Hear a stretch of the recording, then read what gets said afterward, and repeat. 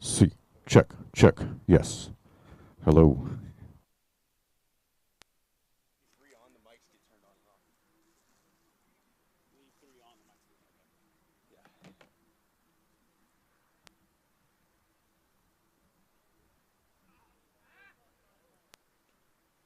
Wait, what is this right here? I'm sorry. It's Renee Meza, Okay. Blake Finch. Those are DBs? Yep. Okay. Ricky Bowles. Got my hair on the back. Taylor McKay.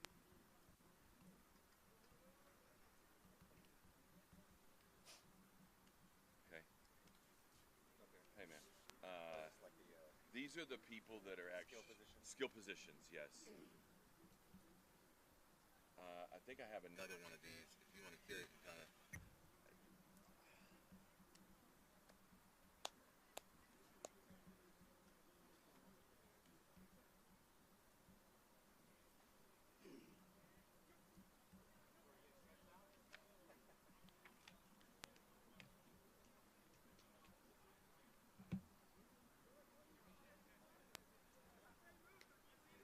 Y'all gonna be sitting or standing? Standing. Can you stand up, please?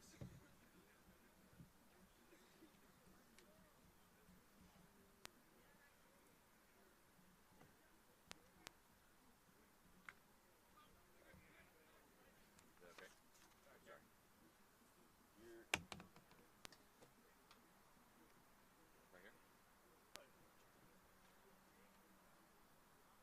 Yeah, you're gonna just need to stay this like towards the table more than him. If that makes sense. Yeah. Actually, Mark is right there. Y'all looking good. Take a picture of it. Huh? Oh. Yeah. Okay, so those are skill positions for game one. Here's skill positions.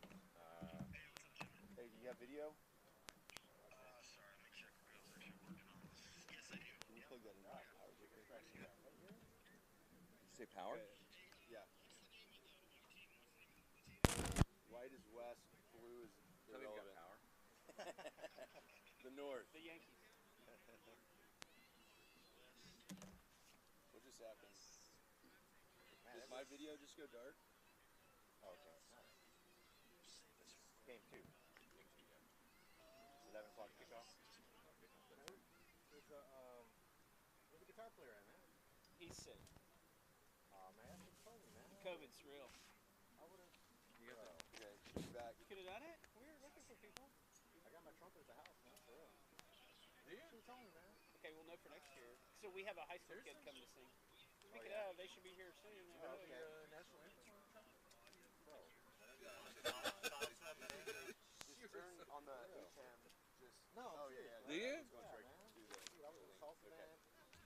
Dude, dude, you know it'd be U of good. H, jazz band, everything, bro. Yeah. Man of many talents. You know it'd be good is to play the what's that come out music Edwin Diaz? Oh, yeah. Timmy Trumpet? Yeah, Timmy Trumpet. Timmy Trumpet, baby. Bro, I can do that, bro. Can you do the thing they play at the horse races? Yeah. He's jazz band. Rebel? Rebel? Yeah. Yeah, Rebel. Were you really a jazz band? Jazz band, salsa band, mariachi band, you name it, bro.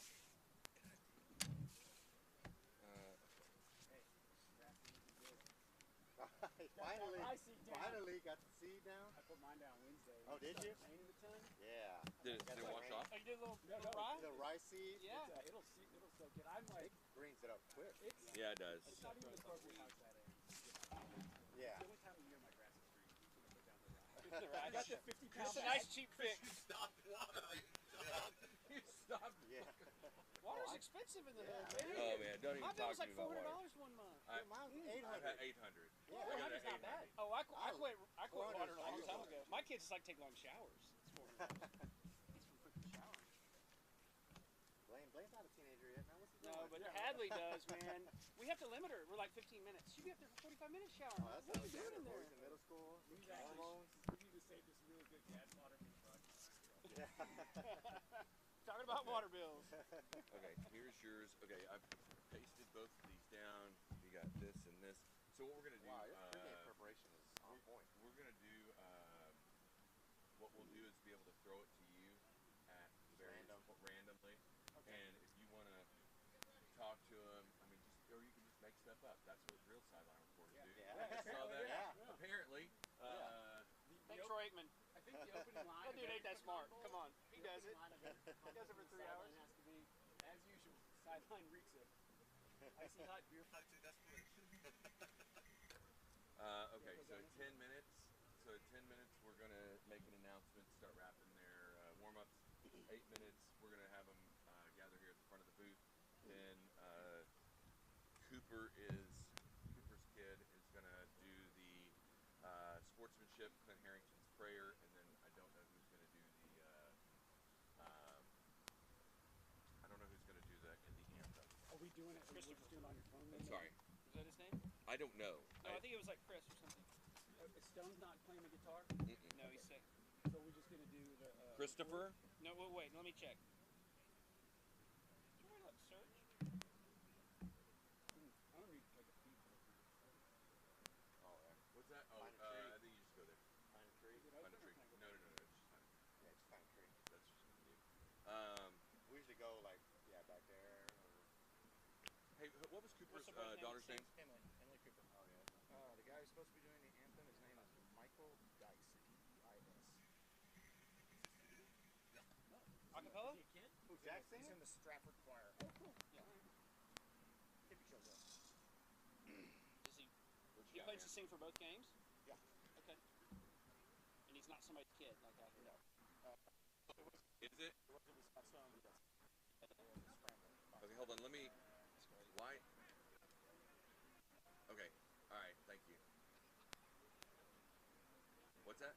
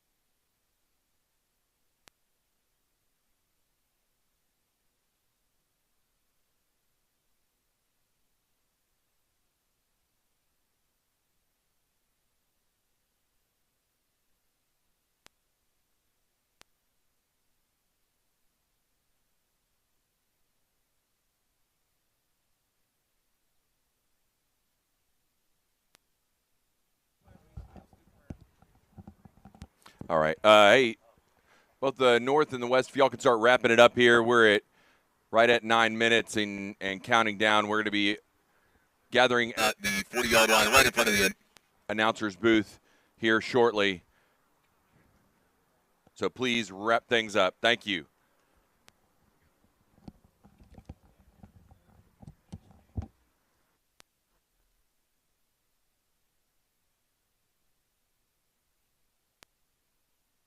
Testing, testing.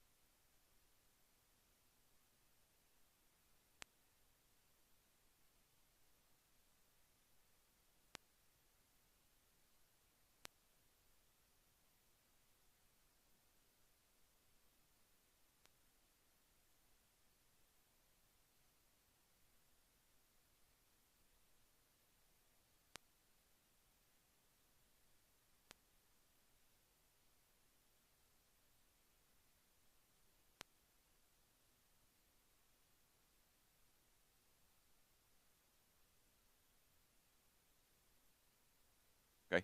Hey, guys, over the Stretch Lab, if y'all could please wrap it up and join us at the middle of the field here at the 40-yard line. We're going to be meeting there in front of the booth to hear the sportsmanship speech, have our pregame prayer, conduct the national anthem, and do the coin toss brought to us by our title sponsor, Tabitha Urick with Greenwood King.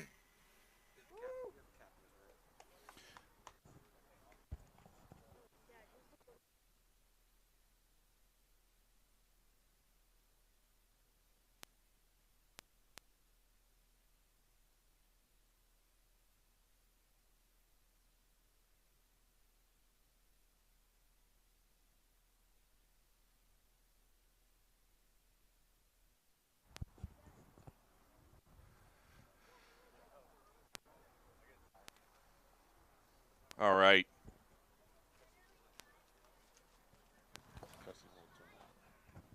Thanks for everybody for joining us out here today as we are going to get started with the West versus the North here. We're going to have our captains for the North. We got Todd Porter and Matthew Cooper here, and for the West, Hip Fam and Stephen Craig. If y'all could please come forward as well. So with that, we want to hear from Emily Cooper for our sportsmanship speech. Hello, my name is Emily Cooper, and I'm a second grader at Wilchester Elementary. Are we really doing this again? At this point, I feel like my dad has done this every year I've been alive. But you know what? I love to see him having fun, coming home sore, finally having the opportunity for me to tell him to walk it off. I'm sure he was a finely tuned athletic machine at one time in his life, so the least I can do is come and cheer for him each December. And it's worth it because we all understand and love the real reason he does this. It's to support youth outreach, education, neighbors in need, and truly do good in the hood. So to all you dads, please remember that your kids are all watching and learning from you. We want to cheer for you today, but we don't want to learn new words from you today. Remember that you are setting an example for us. Remember the reason you're doing this. It's not to hold a silly trophy, but it's to do good in the hood and enjoy time with your friends. So have a great time, do your best, and don't get hurt. Good luck to all the referees, coaches, and players. Go North! Thank you. Thank you, Emily. Now we're going to have our pregame prayer brought to us by Bill Enzer with Salient Partners Westwood.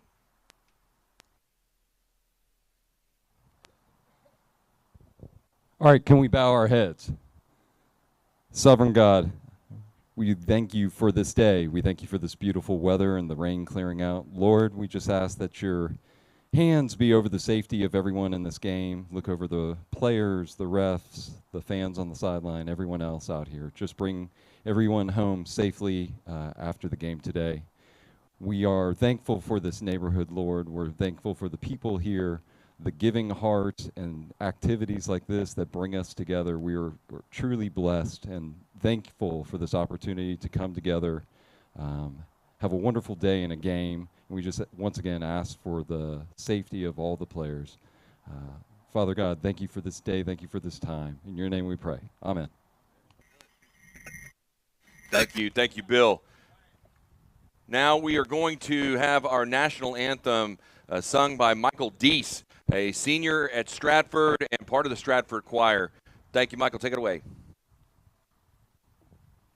Oh, say, can you see by the dawn's early light what so proudly we hailed at the twilight's last gleaming, whose broad stripes and bright stars through the perilous fight o'er the ramparts we watched were so gallantly streaming, and the rocket's red glare, the bombs bursting in air, they prove through the night that our flag was still there.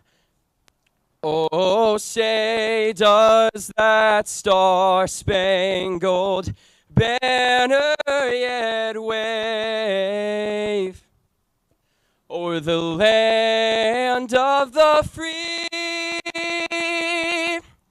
and the home of the brave?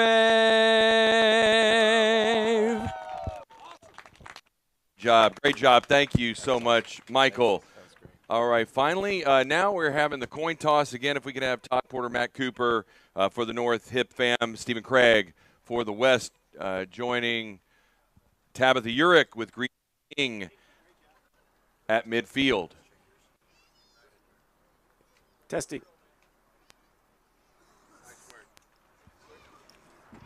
All right. Now. Do you have the coin? No coin. Does anybody have a coin? That is sounds like my wedding. Everybody was looking for the wedding ring here. Can't find the coin at the coin toss. Gee, I've got a credit card maybe. He's got an official coin. Here we go, Miss Shorts. There we go. He's got that two-sided coin for the West. All right. What is heads and what is tails? Tails, heads, assassin. Let's go tails. Tails. Stephen Craig calling tails, and You won the toss. West has won the toss. You want to defer to And it appears the West is going to West is deferred. Perfect. Thank you. West is going to defer to the second half. North will be kicking things up. So, as a reminder here, we've got our Cougar USA broadcast booth here with my co-host, John Hampton. We also have what's that? Down marker. Okay, yep. We'll actually see if we can get a couple of volunteers here to perhaps do the yard marker, the first down markers. Perhaps an adult. Or an adult. We'll take one of them too. Maybe even a peacock. Thank you, Justin Joyce, for stepping up. Awesome.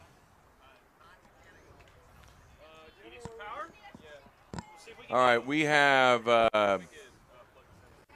Orlando Vega, who is going to be running our Sailing Partner sideline reporting today. We're going to be calling on him, but we're excited to be here today. Just as a reminder of the format of today's game is 4 15-minute quarters with, at the end of each half, there's going to be 7 untimed downs. And I know that can mean a lot, John. That is right. So looking at a running clock for those 15 minutes, so we'll try to get to the end of the game because I know you guys aren't in great shape, just as quickly as we can. There we go. Appreciate everybody coming out, especially our title sponsor, Tabitha Urick with Greenwood King, being a strong supporter of Wilchester Men's Club for many, many years. This is the 13th edition of Pecan Bowl here, and each year it seems to be getting better and better. We have we've got some snow cones, face painting out here.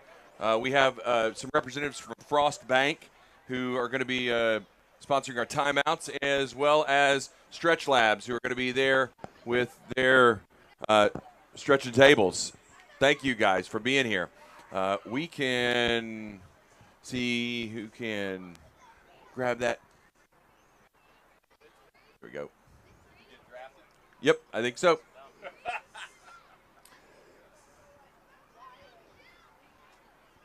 All right, as the teams get ready, we are going to start just a shade after 9 a.m. Remember, this is one of 2 games here today. We have the West versus the North and a rematch of Pecan Bowl 12, the South versus the East. Well, that second semifinal is going to be a big game. South looking to defend their championship from last year. Those guys, big expectations, certainly going into it. But, John, let's talk about the keys to the game today. Do you have a key to the game maybe for both teams that you think would lead to victory? Number one, the West is going to have to contain Matt Cooper. He's got some great receivers out there, Andy Ramirez, Matt Corcoran, Brandon Kurtz, and Matt Smith. Those guys are going to be running wild out there. And for the West, I think it's just that strong first-year quarterback, Cody Schwartz, who's going to be starting for the West. He's second-year Pecan Bowl player and first time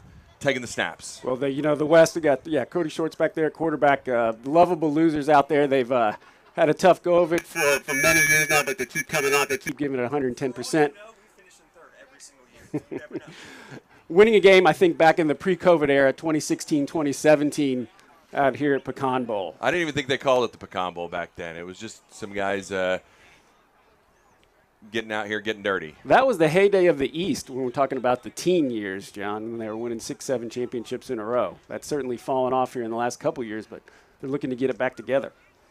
Absolutely. All right. Wow, we got Brett McCarroll there on the line.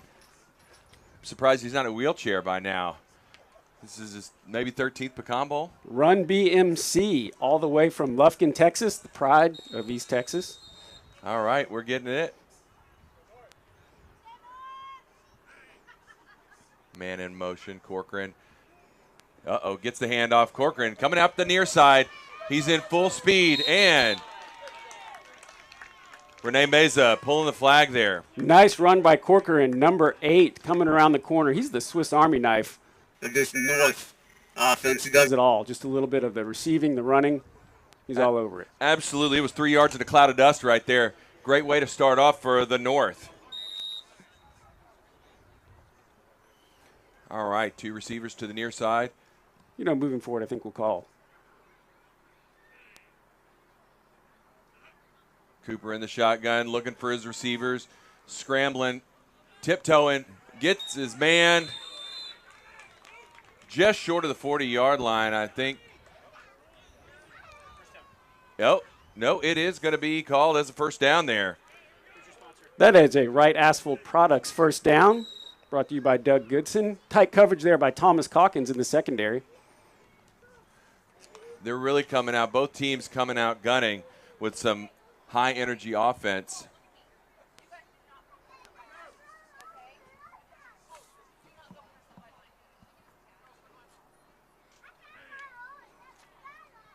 Cooper in the shotgun, Corcoran in motion. All out blitz. Gets away With it, finds his man underneath.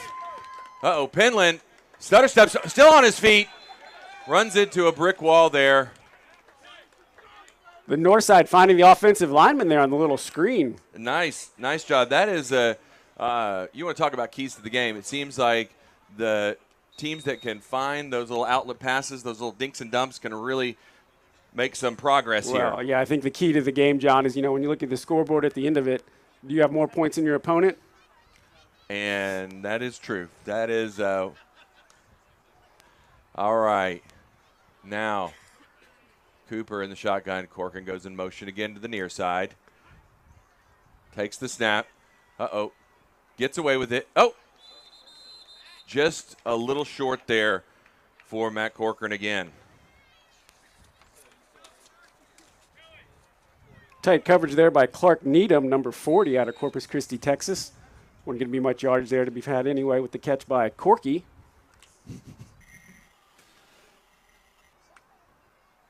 All right. Corcoran and Smith lining up to the near side.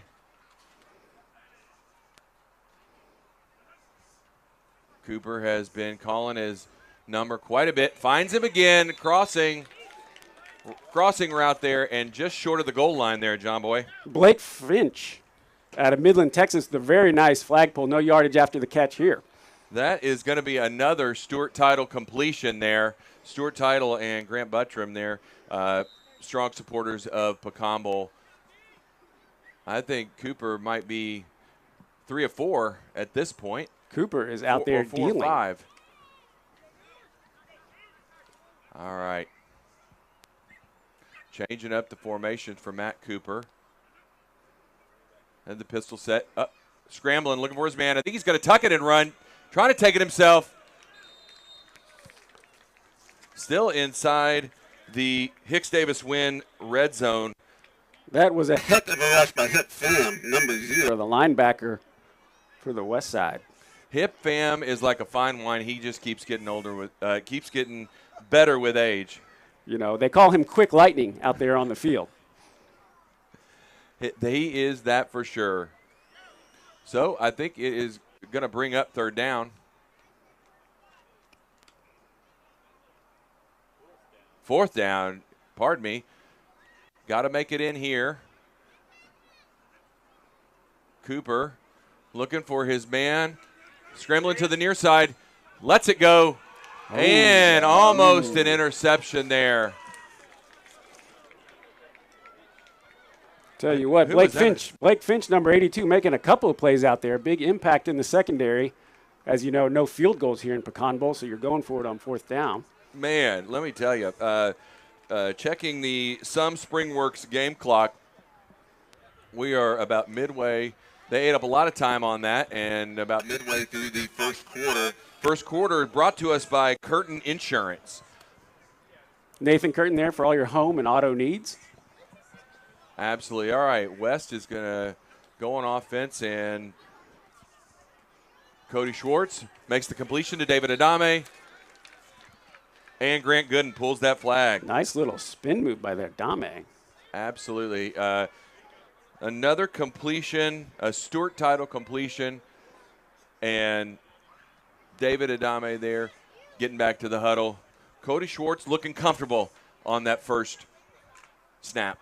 The offensive line doing a good job of giving him plenty of time to get back there, get comfortable, find his man. You want to call some plays early in the game to get your quarterback some completions, get him comfortable under center. All right, looks like. All right, Cody Schwartz Ooh, quick pass there. Lets it go to Justin Morgan. And Todd Porter pulls the flag. Todd Porter, a veteran of many pecan bowls. Out there Absolutely. A with, product of Yoakum, Texas there. with his signature headband out there. Nice work, Todd. All right, 9 minutes left to play in the first quarter, brought to us by Curtin Insurance. As the West lines up with 2 receivers to the near side.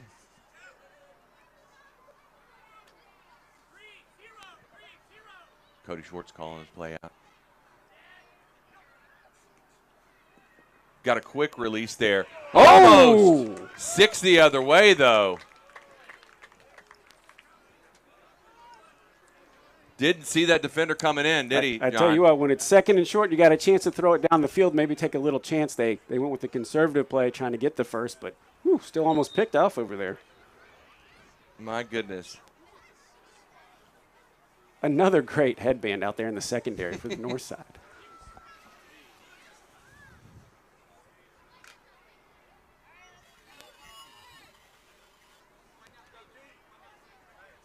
All right. Cody Schwartz directed traffic there. 2 receivers to the far side. Quick pass again. Finds underneath and pulls the flag by Bucktian. Chris Bucktian with the completion brought to us by Stuart Title. But, of course, Scott Davis there, another veteran of Pecan Bowl, with a great play. Scott Davis out there providing the leadership for the north side. Good flag pull. Pulled it just past the first down marker. Well, that right there is another right asphalt first down. All right, West. West has got a great crowd out here. 2 receivers to the near side, 2 to the far side. Had some movement on the offensive line on the far side there. It did a little bit of laundry. Got to take it back. Make it just a little bit more difficult to get that next first down, get us into that Hicks-Davis win red zone. That's our first penalty of the game. They'll bring it back 5. Surprising we don't have a penalty sponsor this year, but we're always looking for one of those. Surprising the clean-up play out there early on. These guys read the rule books. All right, again.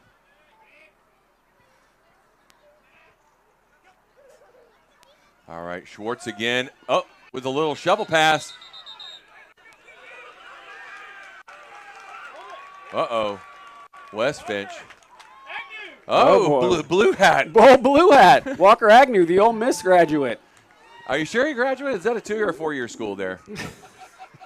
It's a 13th grade. Yeah, there it is. Nice job, blue hat. I like to see all the fans of the West out here. We've even got the Peacock out here. We might need to get a halftime show from the Peacock. All right. Coming up on second down. Schwartz is looking way downfield, trying to get it again. Oh, Bucktian, 34. Pulled the flag right before the ball came loose. Another flag by none other than Scott Davis. Nice catch by Chris Bucktian, number 34. All right. Facing a 3rd and long here, John. What's the call? Do you go short? Do you go long? I like those underneath passes to the O lineman. You can send those 4 wides way downfield maybe. See what you can find underneath or go for it all. Have to utilize those offensive line in your offense. Well, North's got a strong secondary. Schwartz in the shotgun. Again, looking downfield. Has time. Finds his man. West Finch is there to break it up. Nice pass breakup. So, John, you're looking at 4th down here. You got a big field in front of you. I think you got to punt the ball, but let's see what the West Side decides to do.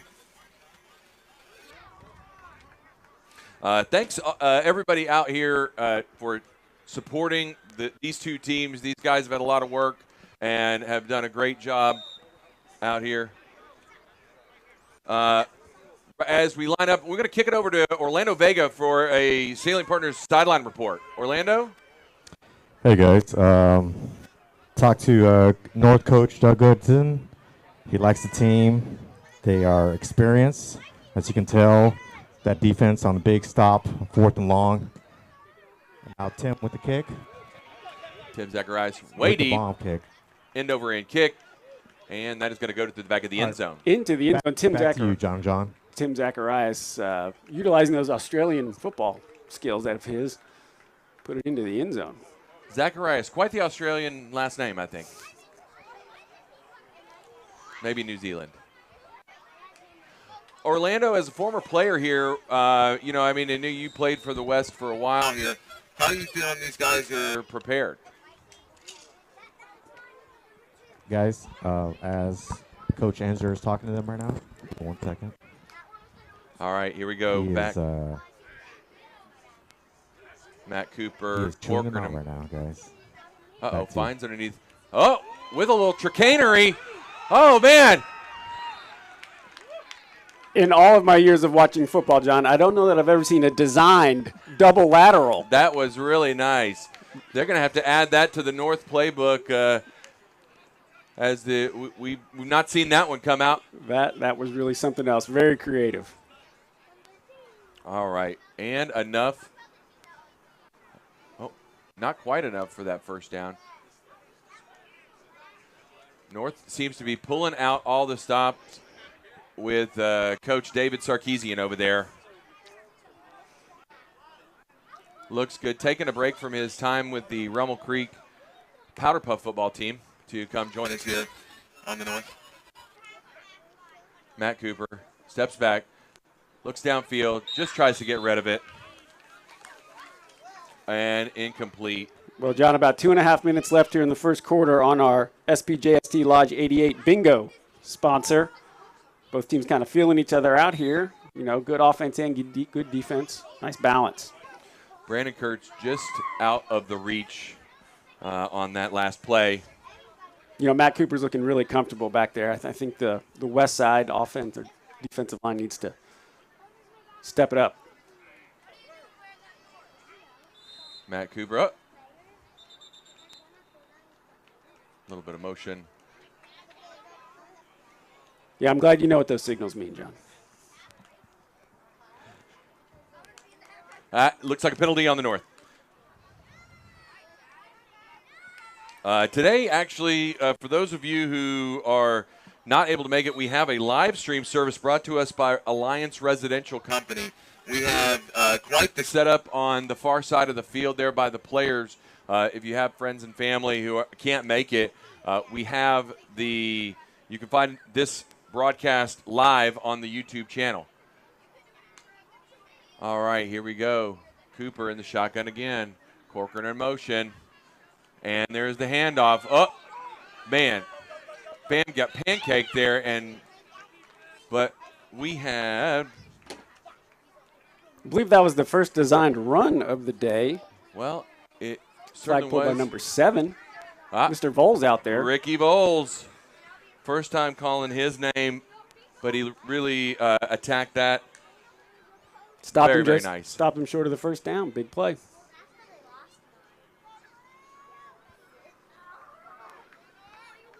It's great to see all of the current and former players out here from our second game, as well as folks the past. And punt gets it off. Sends it way downfield.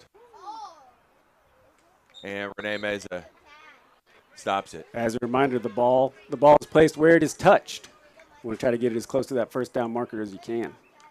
Yep. All right. Well, with 8 seconds left in the first quarter of play is going to be coming to a close. We have Curtin Insurance as our first quarter sponsor. Appreciate Nathan Curtin out there. And, again, a strong supporter of Wilchester Men's Club. Well, again, checking the SPJST Lodge 88 bingo scoreboard. It is 0-0. We are going to be flipping the field here as the players walk it off. Field in good shape today, John. Big shout out to the SBISD field crews for getting this thing ready together. Looks really nice. I like all of the fans out here today. Once again, just as a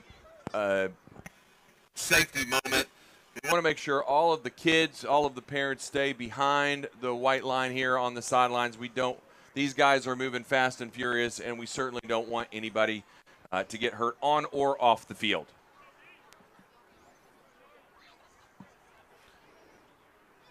All right, West is going to be taken over here. Starting the Junk Luggers, sponsored by Tyler Hall, second quarter. It's great to see all these new sponsors out here being a part of Wilchester Men's Club and encourage y'all to become a part of this great organization. All right, we've got Cody Schwartz back in the gun. Gets rid of it quick.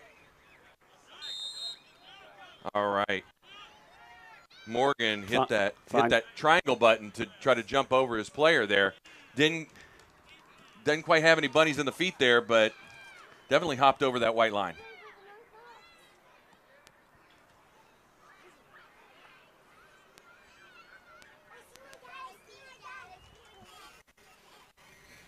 All right. Justin Morgan became a new father recently, again for the second, third, fourth time. Oh, man, maybe the fifth. Good job, Justin. Congratulations on the baby. Not slowing him down at all.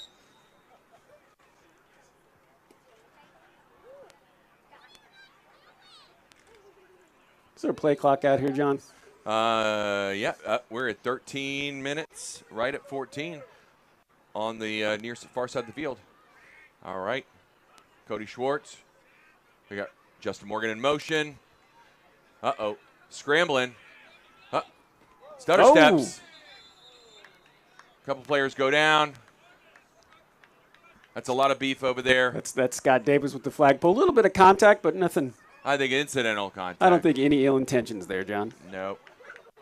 Nope. We don't need to see anybody get hurt here. All right. Justin Morgan coming off the field.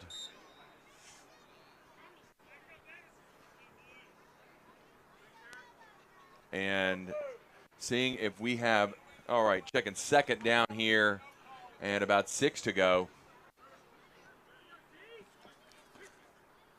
All right, trips to the near side. Cody Schwartz. All right, steps up, looks downfield, gets rid of it quick. Whew.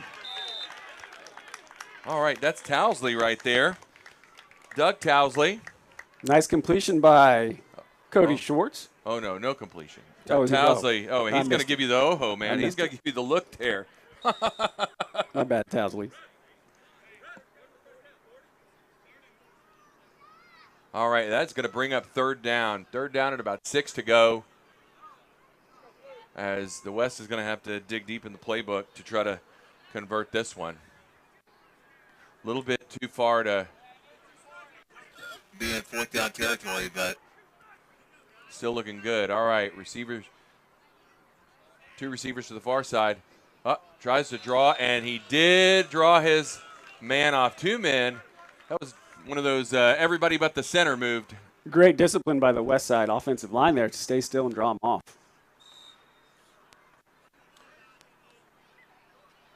Well, and I think that is just going to ooch them a little bit closer. Not quite going to get them that right asphalt first down.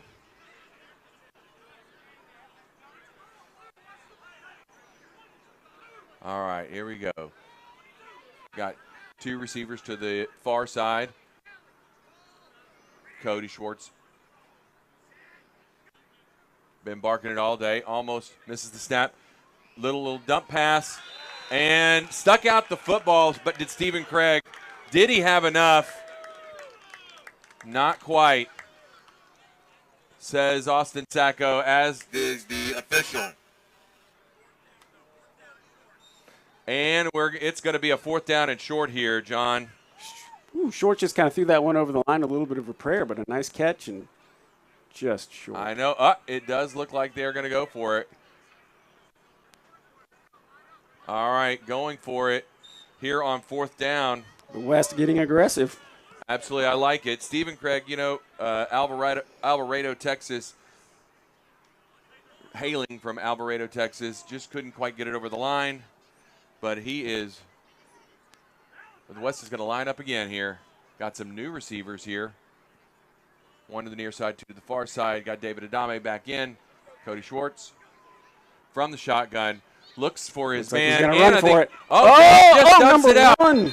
Man, Taylor haven't called his number all day, but he hauls it in. Number 1, Mr. Matt Taylor out of West Columbia, Texas. Woo, those boys know how to play football down there in West Columbia.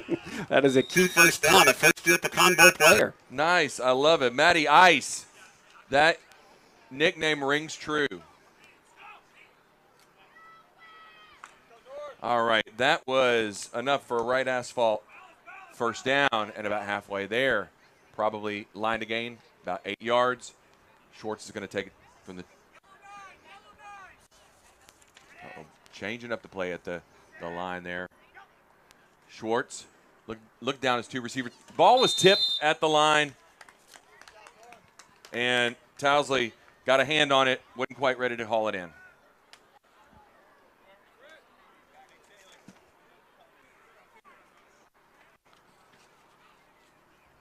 We still have that running clock here, about 9 minutes to play here in the Junk Luggers second quarter. As a reminder, after the end of the time, there's 7 untimed downs. All right, here we go. 2 receivers to the near side, Adame to the far side. Schwartz barking the orders again. Looks for his man, pulls it down. Uh-oh. And the North pulled the flag. Looks like the ball just slipped out of Schwartz's hand as he was going to. Well, not before the sack occurred right there. Who we got there? Number 18. Let's see. Brandon Becker. Nice job there, Brandon. I'll tell you what else is nice. Actually having numbers and names on the North jerseys this last year. These North guys are very secretive with their information. Oh, man. I barely got their roster this morning. All right, here we go. West, 4 receiver set, 2 to the near side, 2 to the far side. Schwartz looking to the sideline, hauls it in again. Here we go. We got another great catch by Brady McBride, the wide receiver, all the way from LaBelle, Texas. Not sure where that is. Sounds like a nice town. That'd be rad. Again, I love to see all these new names out there. It looks like it's going to be 4th down, and the West is bringing up Timmy Z as they elect to punt. You know, Timmy Z just secretly can't wait for 4th down for he can punt. Absolutely. Well, the West seems to be they can't wait for 4th down either over the last 13 years or so. All right, North's got their hands up trying to block that punt. All right, here we go. Tim. Oh, great punt. All right, there it is. Todd Porter on or about the 10-yard line. That's the hands team down there for the North bringing it in. T-Payne. Painting starting at 9:30. All right, and an announcement about 9:30. We're going to see some face painting. It's actually on the red booth right there. Is that right, Justin? That's right. All right, we're going to have face painting for the kids on the south side, yes, south side of the end zone. We also have FPR out here, Family Point Resources, with some refreshments. So please take advantage of that. We've got a lot of fun stuff. Again, Stretch Labs over here with their tables. If you want to get a stretch, they're happy to do it for you, free of charge. We also have Frost Bank, one of our sponsors. Oh, sorry.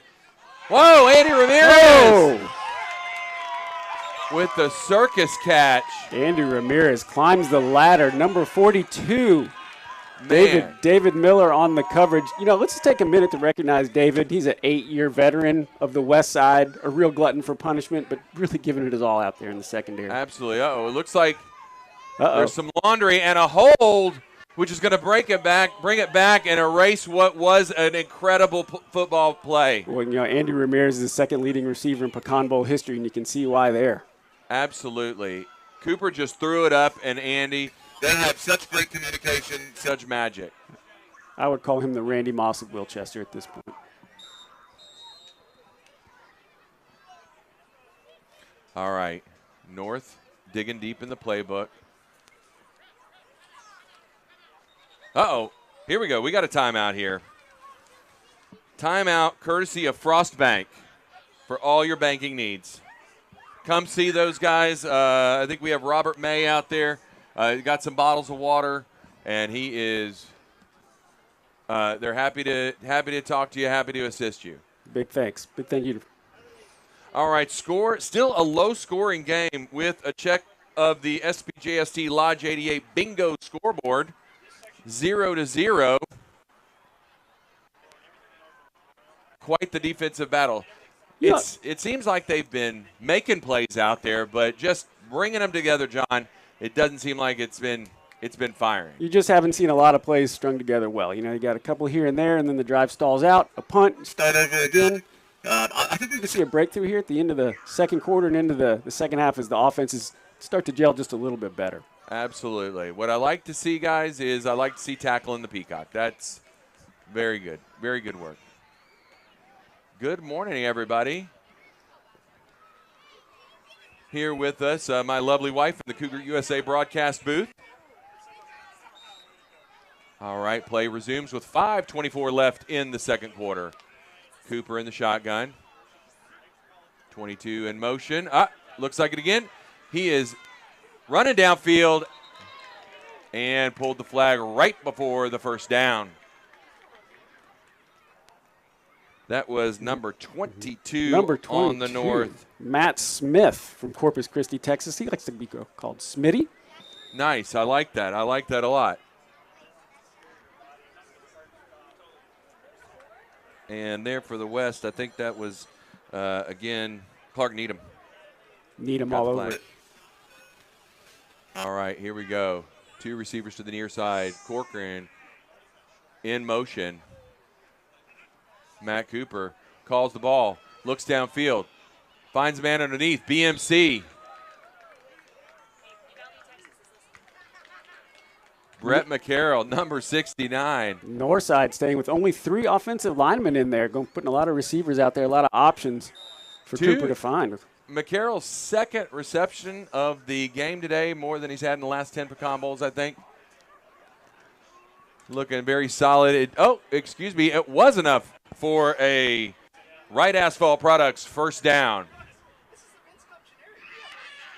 All right, Matt Cooper in the shotgun. Going to take it himself. He's running downhill.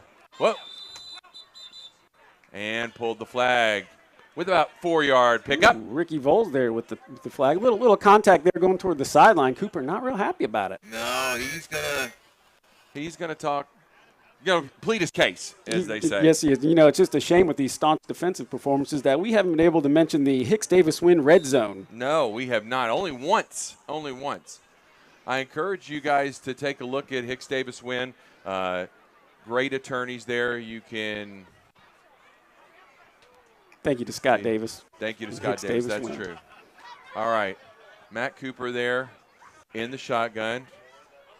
All right. Matt Smith in motion again. Gives the handoff, and it looks like he's going to let it loose. Here we go. Matt Corcoran adjusts, and there's going to be some laundry. Renee Meza is going to be called, most likely, for a little PI. Ooh, the pass underthrown a little bit. Corcoran comes back to get it, and Meza just can't get out of the way. Yep, Officials are having a conference. They're going to be talking it over. Let's see. We have pass interference on the West. Go down. Tell you what, I think Corky and Meza is a little breather after down. Absolutely. They were giving it all out. I got to tell you. From our perspective here in the Cougar USA broadcast booth, these guys have been playing incredible.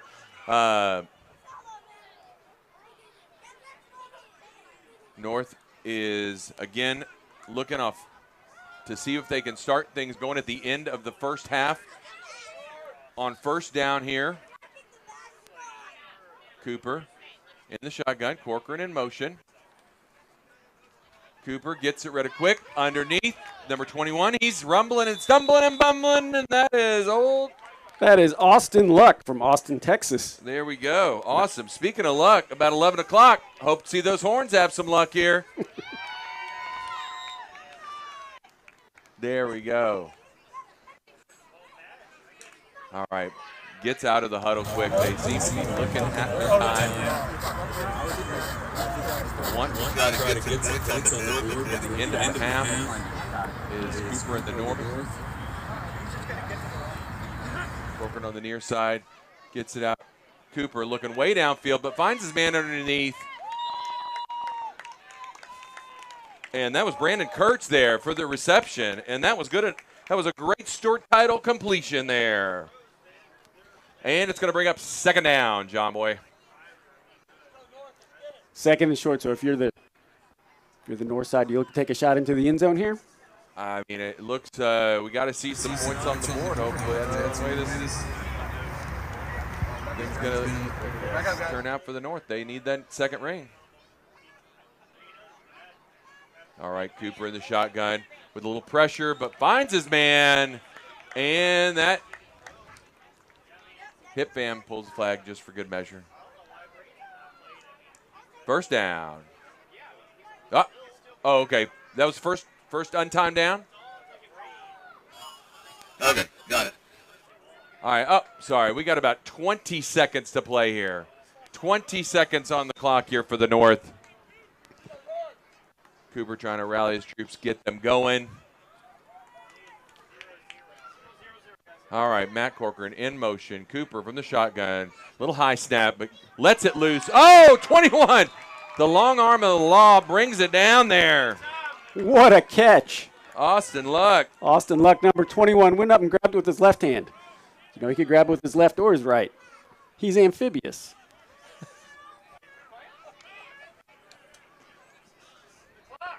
That is very good. All right, and now that brings the end of the timed section of the second quarter. And now we are going to have 7 untimed downs, this being the first of them. Hey, guys, we're going to have to ask y'all to not be back here. There's a lot of cords, okay? All right, here we go. Matt Cooper back in the shotgun again. Lots of time. Plenty of time. Hip fam. Oh, he just gets rid of it. There we go. That was a smart thing to do. Had pressure from Agent Zero back there. Smart play by Cooper. He just throws it away. He knows he's got a couple of more downs to work with getting the end zone. Absolutely. Second down, and that'll bring up that second play.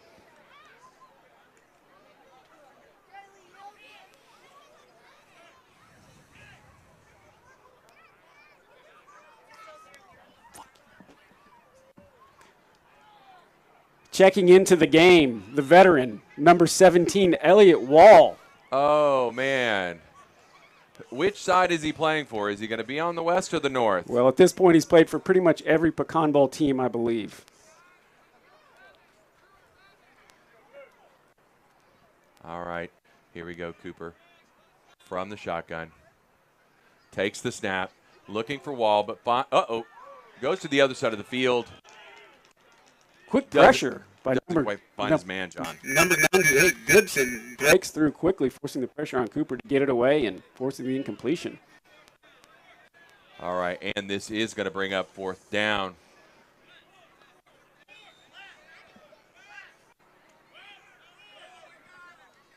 West barking to the team, fourth down. Oh, Wes Bergeron. Letting them know. Not the West. Wes Bergeron. That's right. That's right. We're going to go back to fourth down. Wes is doing a tremendous job. All right. Here we go. Matt Cooper looking for his man. Goes to the sideline. Brings it back. And I believe that is enough for a Memorial Village Apartments touchdown.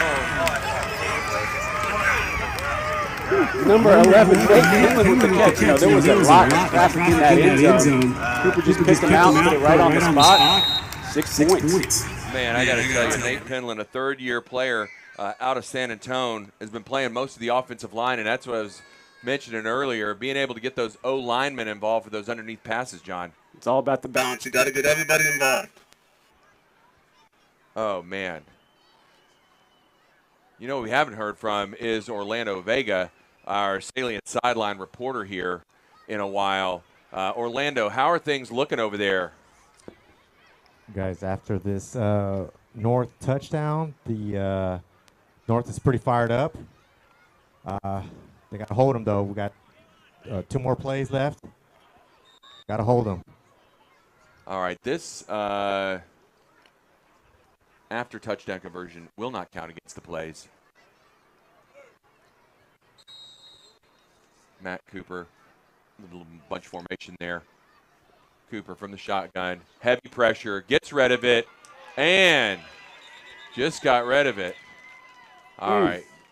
Gibson and Cooper hugging it out. I love that right there. I know there's a little contact, but everybody's feeling good. So that is an incomplete pass. And it looks like the West is going to be taking it over here from their 20-yard line. Will be interesting to see how missing that conversion affects the end of the game.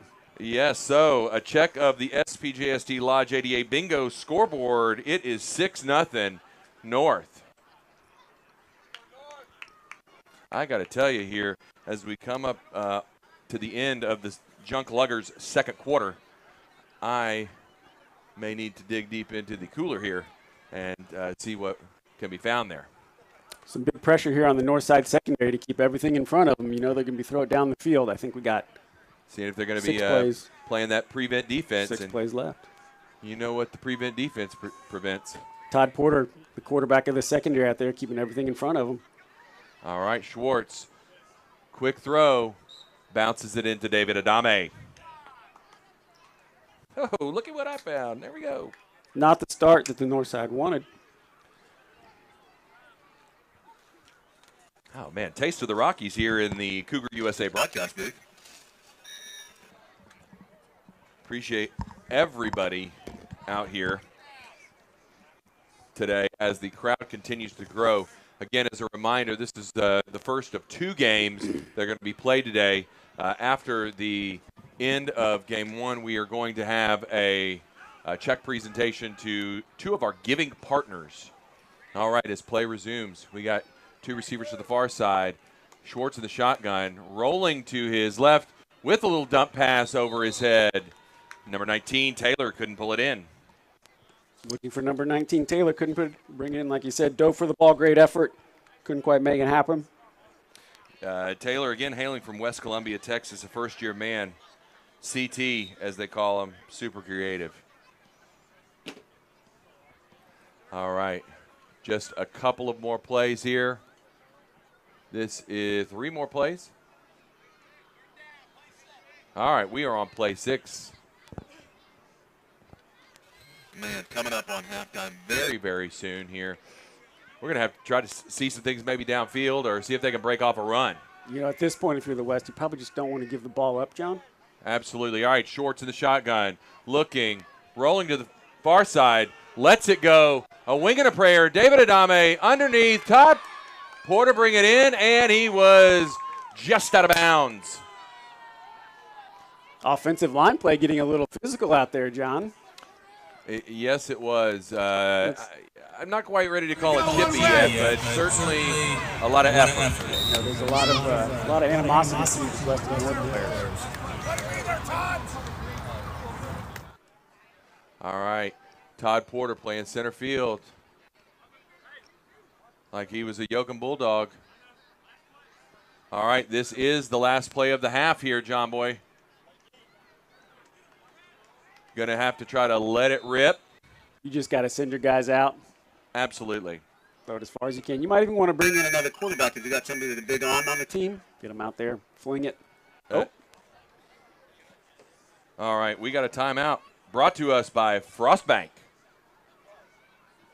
Oh, the General Doug Goodson over there coming out with J.R. Ewing.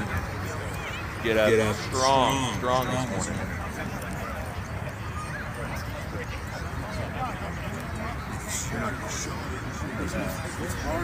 All right. Came to talking over with his troops on the north side. Grant Gooding looking good out here. About to turn 40 years old here in about a week. Still looking sharp. All these guys out here looking good. I know they've been workouts at 5 a.m. and just really giving it their all. All right, here we go. Cody Schwartz in the shotgun, calls it, looking for his man, scrambling, lets it go to Justin Morgan over. It's just a little too much mustard. And North holds serve, John. What a defensive struggle here in the first half, John.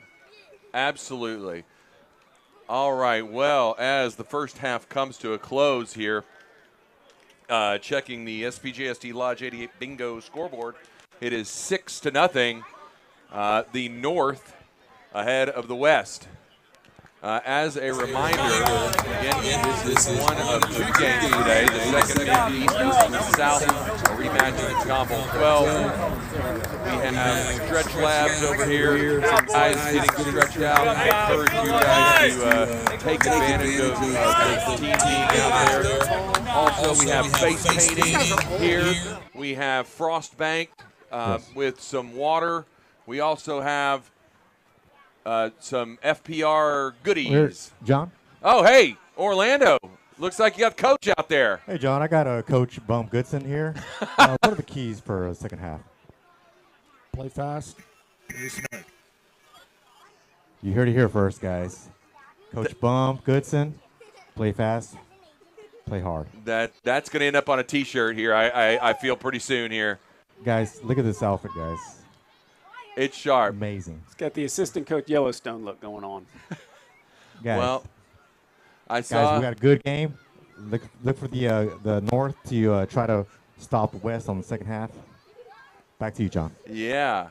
Well, look, they got Bum Goodson. They got David Sarkeesian over there. They've got all the different coaches. I'm looking for Bear Bryant over there on the north side here pretty soon.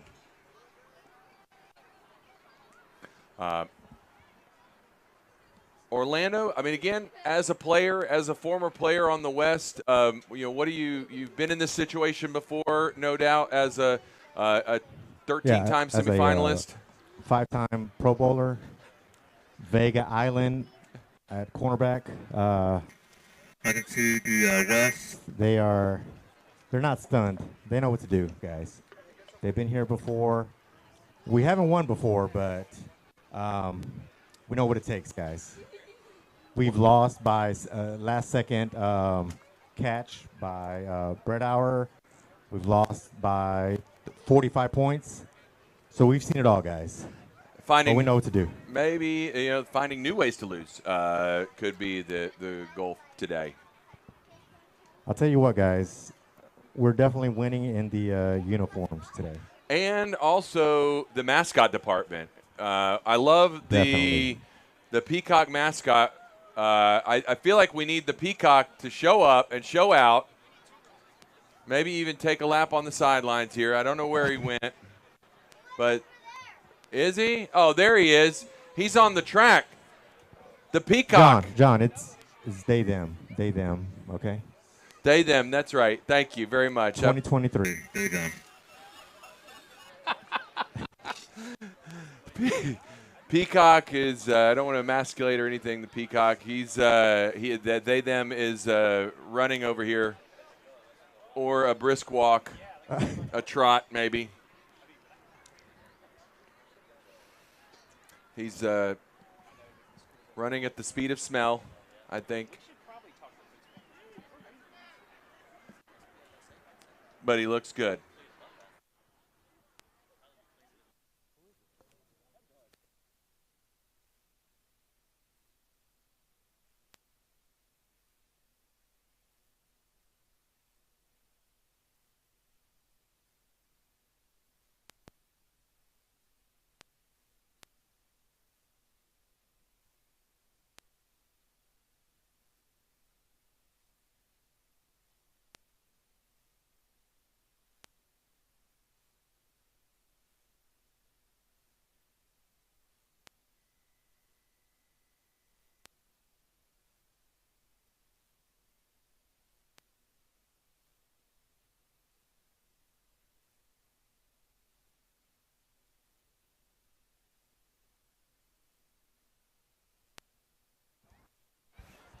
All right, John Boy.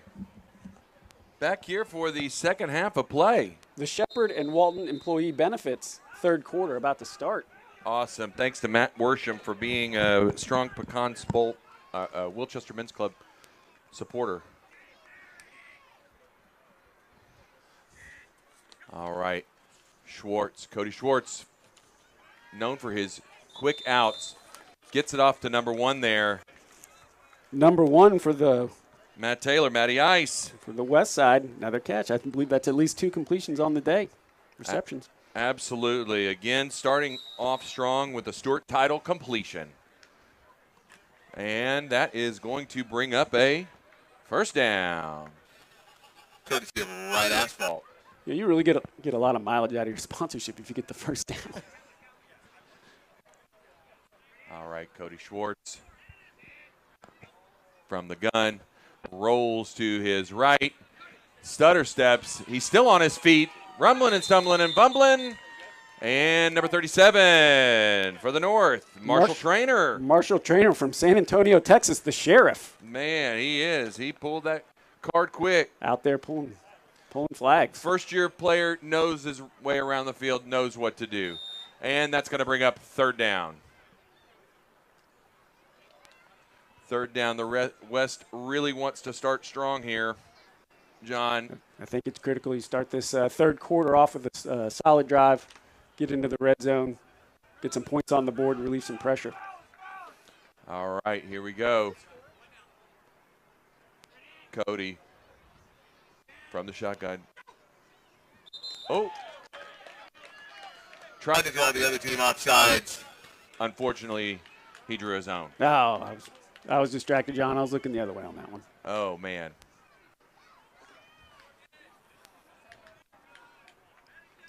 That is going to back up the West and still third down. Not what you need to happen there.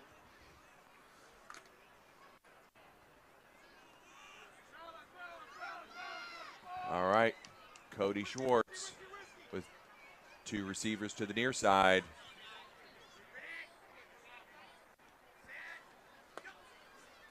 Calls the ball, rolls out to the far side. Pulls the flag. And that is number 93. Number 93, Scott Rappaport. Rappo. All the way from Coppell, Texas. Man, the third-year veteran really got around his man. Great rush. Really looking forward to redoing his patio possibly in the future. Big goal of his, he tells us.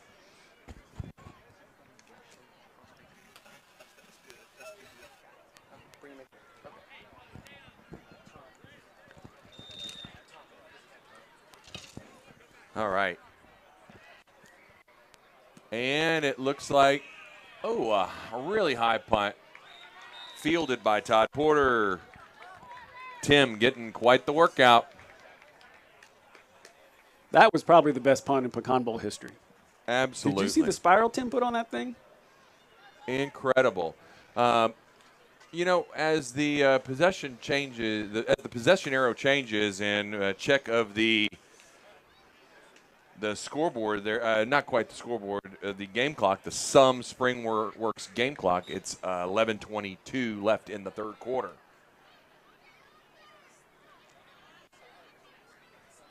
Matt Cooper from the pistol. Calls the ball, looks to the far side, gets rid of it. Over the head of the receiver there. Even big Brandon Kurtz couldn't reach up and touch that one. Cooper felt a little pressure there in the backfield. Had to get rid of it probably before he wanted to. Receiver couldn't reach it. All right. Now it's going to bring up second down. 10 minutes and 40 seconds.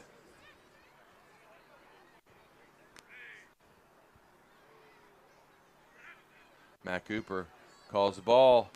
Rolls out to the far side. He's going to tuck it and run. He's got the wheels, but Agent Zero hit Pam. Pulls it off.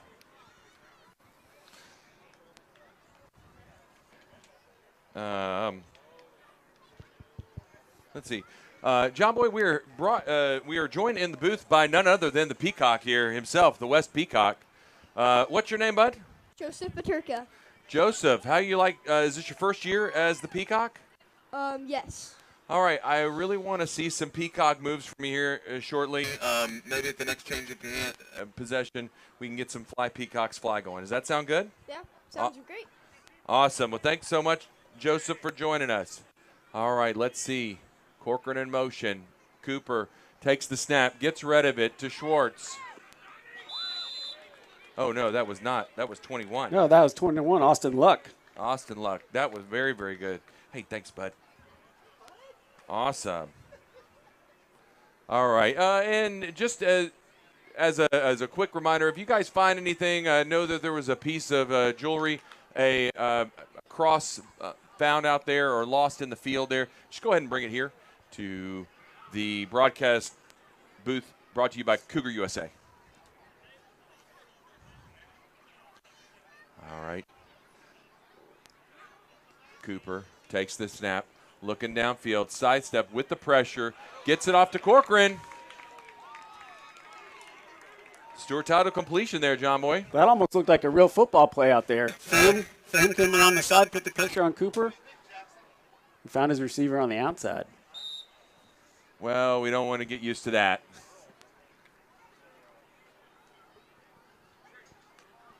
All right. Matt Cooper breaks huddle. 2 receivers to the near side, 2 to the far.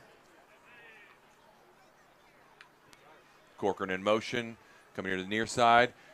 Cooper with plenty of time, lofts it out there. Just a little bit too much mustard on that one. It appears that we do have a new arrival to the Pecan Bowl, and it's the Pecan Bowl trophy. Looking a little different this year, I must say. I'll be honest with you. It definitely doesn't quite have the same look, perhaps a little darker. Strange how the color of the trophy seems to have been changing every year. The last couple of years. I believe that was started by the north side a couple of years ago. Absolutely, when they got their rings. When it was wrapped in baby blue tape. Nice work there, guys from the south. I like it. All right. Clock still in motion, and it's going to be 3rd down.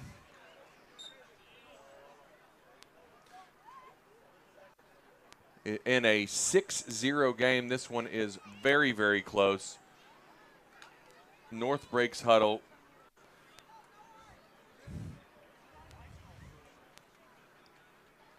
Cooper has a single to the near side, 2 to the far.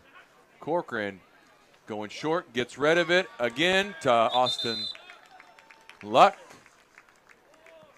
Ricky Voles pulls the flag. He is calling Austin Luck's number out there. I like the, I got to tell you, I like the camaraderie. I like the spirit out there. And that is good enough for a right asphalt 1st down. Well, Luck's just got those Travis Kelce silky tight end type moves out there to get open. Cooper finding him. Look at the Tay-Tay on the sidelines here now. Haven't seen Taylor yet. But if with enough camera equipment, we can try to find her on the sidelines. All right here, passing midfield. Cooper taking his time.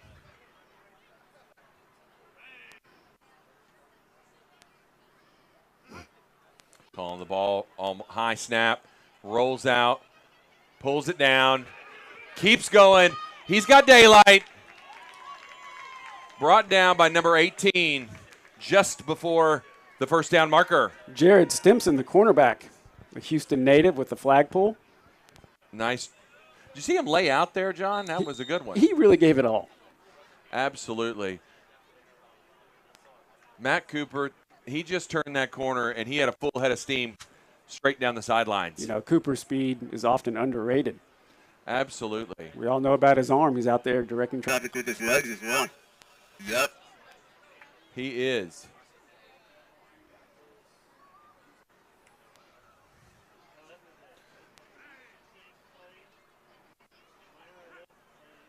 Cooper looks for his man. He's got time. Gets rid of it to number 22, and it looks like it is in for the touchdown. Let's see what they call. Oh, calls him just short. Matt Smith from Corpus Christi. Man, we are in it for but they are in the Hicks-Davis win red zone. Well, it's great catch, great moves, gets right on the doorstep of the goal line. Should be able to punch it in from here.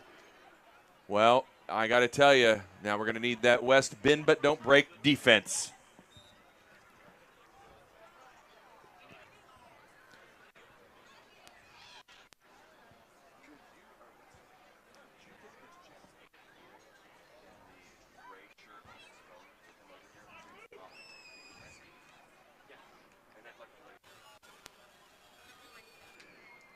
Right here on first down, Cooper takes the snap, looks to the far side, looking, throws it up. Great defense by the West to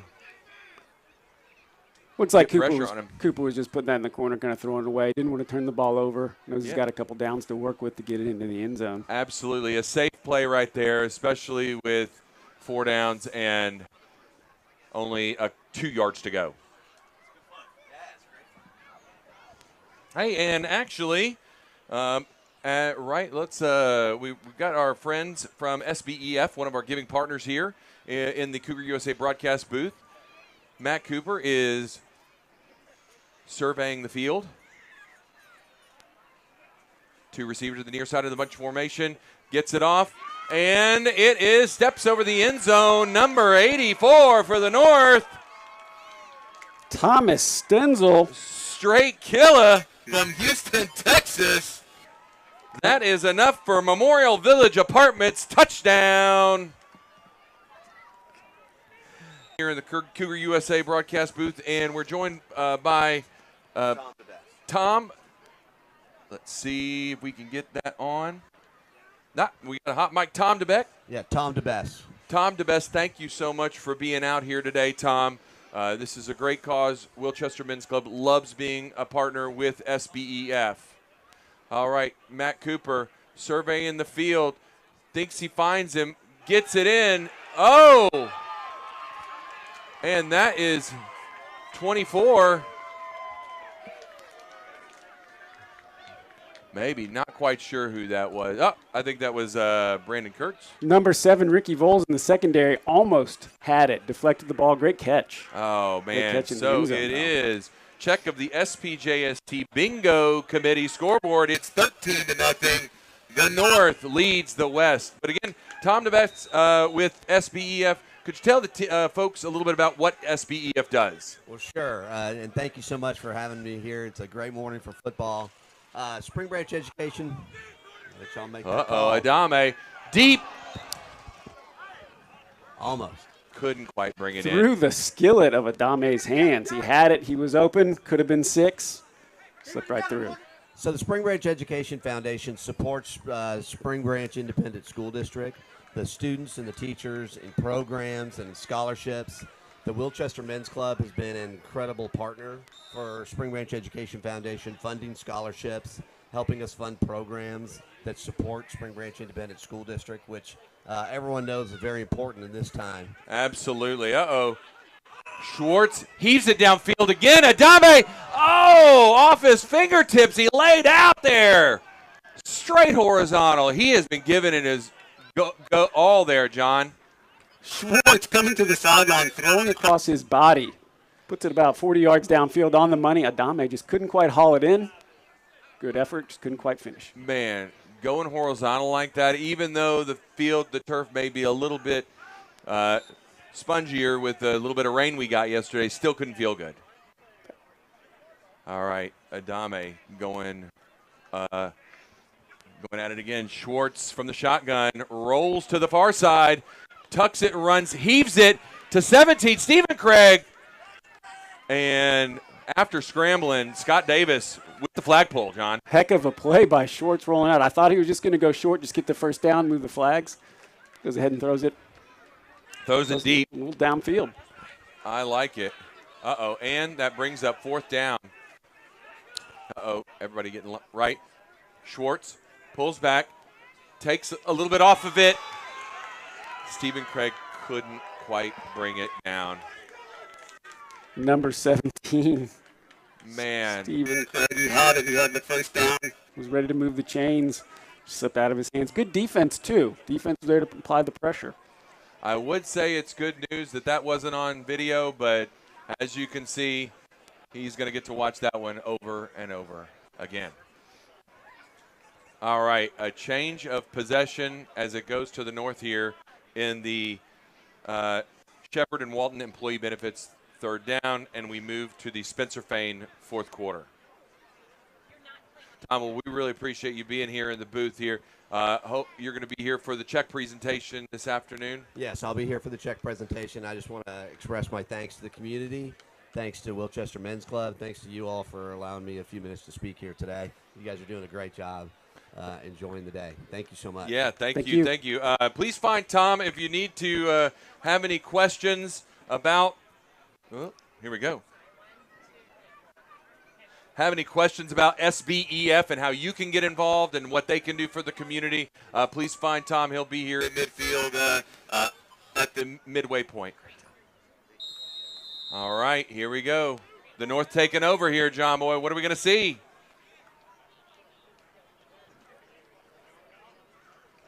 Matt Cooper getting this call from the sideline.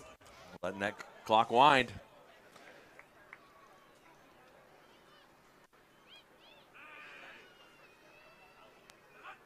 All right, takes the snap, fakes the handoff to Corcoran, dumps it off to big number 69, Number Brett 60. McCarroll. Couldn't quite keep his feet there. Not quite as nimble as he used to be, Brett. Good effort. Third reception by the 12, 13-year veteran. All right. Break and huddle, seeing Elliott Wallet checking into the game. And you know Elliott Wall is gassed at this point. All right. Ramirez and Wall on the near side. Cooper with plenty of time, looking way comfortable out there.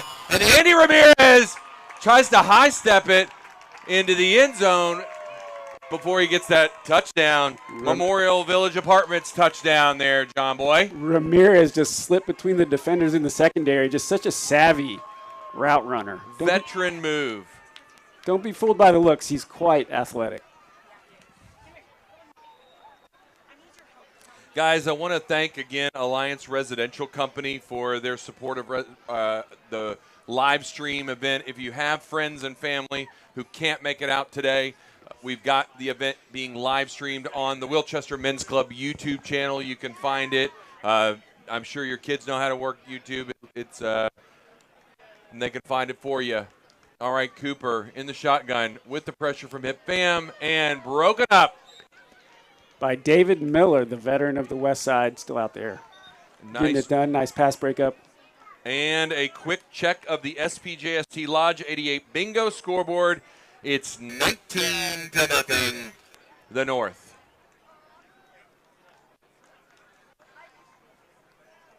All right, it looks like the players are starting to amass and get warmed up for that second game, John. Yeah, well, speaking here real quickly, I think at this point, if you're the North, you just want to concentrate on keeping your team healthy, not getting anybody hurt. Absolutely. All right, Schwartz dumps it off. Number 34. Nice flag pull by Grant Gooding. Very good. West is in that hurry-up offense, starting to amass and get warmed up for that second game, John. Yeah, well, speaking here, no give up in this West Side team. Absolutely. Going to be moving quick. Schwartz rolls to the near side. He's under pressure. Haven't quite been able to pull the flag. Lets it loose. Schwartz mad at himself. He had his man. He was open. Just overshot him slightly. It was. He wants to have that one back there, John Boy. He would love to have that one back to take a little mustard off it. Yep, I got to tell you, Cody Schwartz. All right, calling in the play. Again, the North playing that center field defense with Austin Sacco back there. Cody Schwartz takes it, looks to the near side. Just in and out of the hands of Taylor. Just a little low and a little outside. Good effort by Taylor to get down and get the ball. He had, some North seems to be playing some soft coverage here. I think they going to see if they can get that Stewart title completion. Yeah, and they're generally just known as being soft anyhow. That's right. I'm sure there's a few.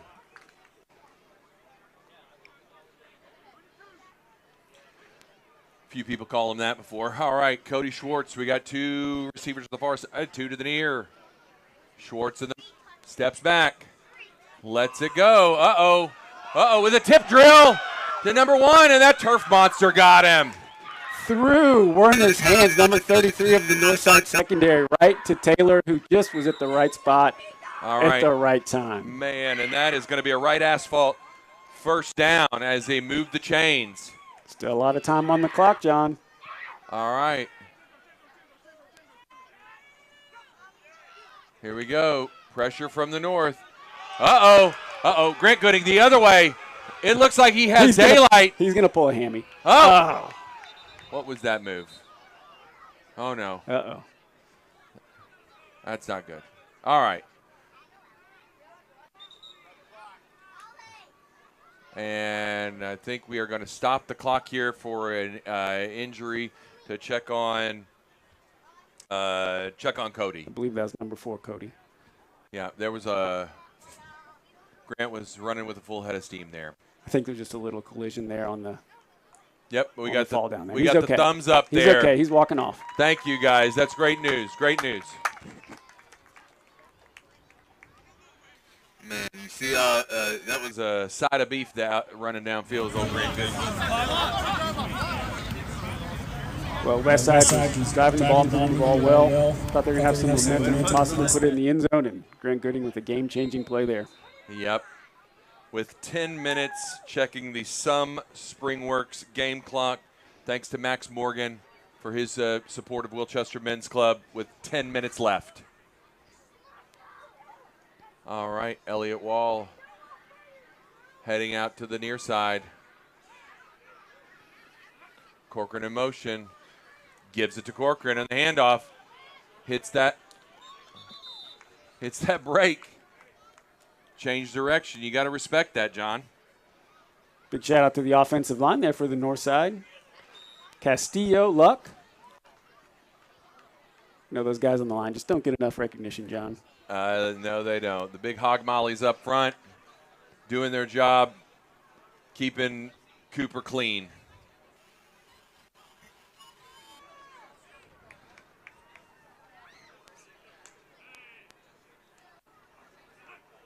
Matt Cooper, plenty of time, lets it go with the stutter step, and they drove him out of bounds. Luck pulling it in again for another Stewart Tider completion.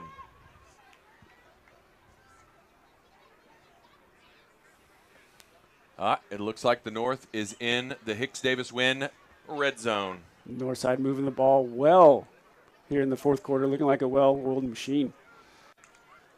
Talk about Hicks-Davis win. I had a chance to visit their website here, and I want to compliment them on how young Scott Davis looks in his photograph there. I think it's a glamour shot. That, or it hasn't changed in 30 years. Oh, and that is North with another TD. I mean, Cooper set up shop in the pocket. He had a lot of time to throw that ball, John. Absolutely. West, I mean, they got to be exhausted out there, getting tired. And Cooper, as a stalemate as the first half was, this is all North, the second half. North has really broken through, imposed their will on the West Side defense, scoring 4 touchdowns here in the second half. Man, this Spencer Fane fourth quarter, all North.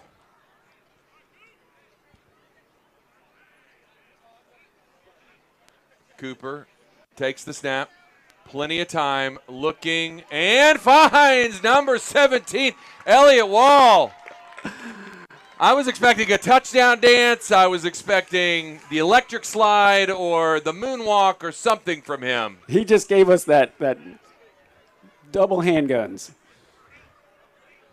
Elliott Wall, the noted Costco enthusiast. Oh, man. All right. Now, checking the SPJST Lodge 88 bingo scoreboard. It is 26 to nothing. all north. All right, Cody Schwartz still looking downfield, scrambles, evades a tackle, put it behind number 19, Taylor. Schwartz looking nimble out there, got loose, found his man just beyond the outstretched hands. Number 19, Taylor. Yep. Well, John, like I said, I don't think it's too early to be looking to that next game, the rematch of Pecan Bowl 12.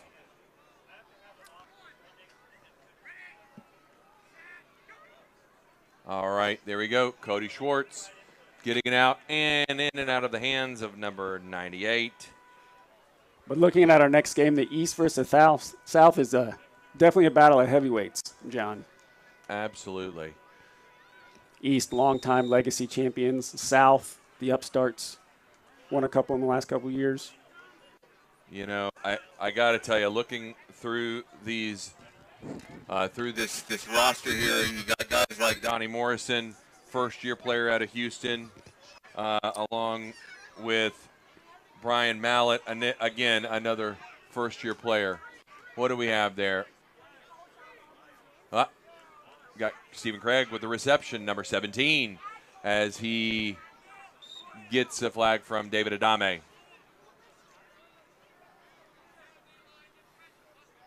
All right. Cody Schwartz takes the snap. Looking, fakes. Uh-oh, he's under pressure. Lots of pressure. Evades it. Goes to the near side. Throws across his body. Wes Fitch almost brings it in. A lot of time back there for Schwartz. Man, I tell you what, he's got a cannon. I know he's the first-year QB, but he has got the spirit and doing great work out there. All right, change of possession here. Again, like I was saying, John, I love to see the first-year players, the Michael Trainers, the Zach Larson's guys who have that dream of hoisting the Pecan Bowl trophy and celebrating in 2 weeks. Well, it's 365 days of bragging rights in the neighborhood, John. Absolutely, and certainly the North is known for its flair. Well, they put the exclamation point on championships. That is for sure. They know how to do it in style. Cooper dumps it off to Corcoran. At this point, we're just, again, trying to stay healthy. With 4 minutes left in the Spencer Fane fourth quarter, it is 26-0, the North. But again, you know, you mix that with some of the veterans, the hip fams of the world who've been here for 7 years. Tim Zacharias, our president of Wilchester Men's Club with 6, who has really poured his heart and soul. Thank you, Tim, for providing the video and audio services here. This is a lot of fun. So many other guys who've been out here for quite a few years. Brett McCarroll, we talked on earlier. Walker Agnew with quite a few years under his belt as well. Good to see the guys come out year in, year out, and the wives letting them. Oh, man, the wives, who are the real heroes out here. I want to thank the families, the wives of the players out here for both the North and the West. They have supported their guys as they've done 5 a.m. workouts, practices on Sunday, doing all the things that it takes to make this happen here. All right, first checking in, number 81, Greg Davis. Greg Davis with some sporty headwear there. Yep. Oh, gets it away. Stimson with a flagpole. Two sides of beef there. Stimson and Luck. Man, head to I head. got to tell you. That looked like a commercial. That sounded like a commercial barbecue joint right there. Those slabs of beef hitting.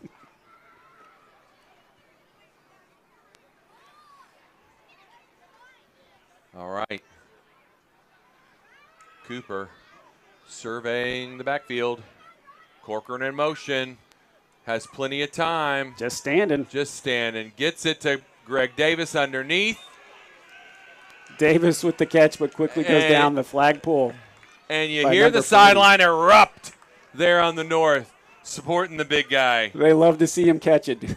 Absolutely.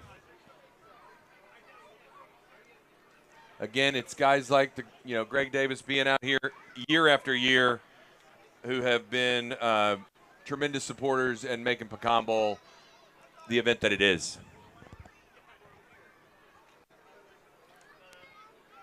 All right, a check of the Springworks game clock is less than 2 minutes, and Cooper drops it in for the TD.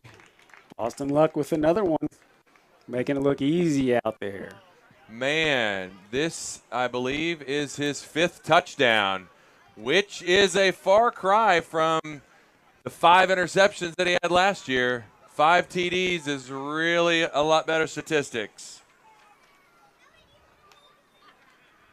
This Northside team runs hot and cold. You just don't know what you're going to get each year, John. They have been on fire, though. It appears the offseason program is working for the Northside. I heard they got a new strength and conditioning coach. Yeah, they're spending the money in all the right places, John. That's right. I hear the NIL deals for a Pecan Bowl quarterback are in the teens of dollars. Yeah, it might cost you a couple Whataburgers. Cooper takes the snap. Oh, hands it off. And didn't quite get it off before the flagpole, John. Looks like number 7, Ricky Voles, got the flag out before he was able to get rid of the ball. Man, I got to tell you, that was very good. So a check of the SPJST Lodge 88 bingo scoreboard, 32-0. Whew. Well, we got 7 untimed downs here. Let the West Side get out there, get some practice in, John. Yep, that's right. You don't want to waste these downs.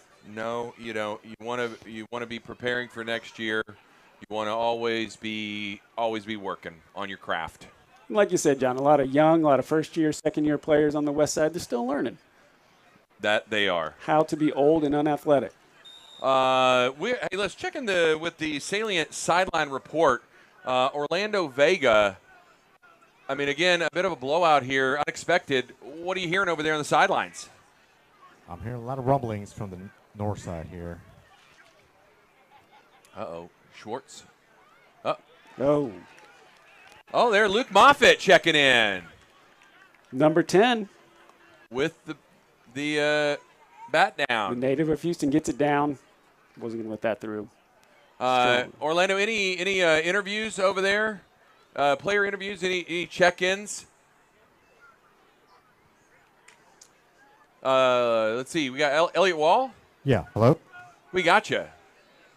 The one and only defensive back, wide receiver 5, Elliot Wall here. How's it look? Punter 2 also. Number 1 punter. So, Elliot, tell us about some of the physical preparation you've done for Pecan Bowl 13.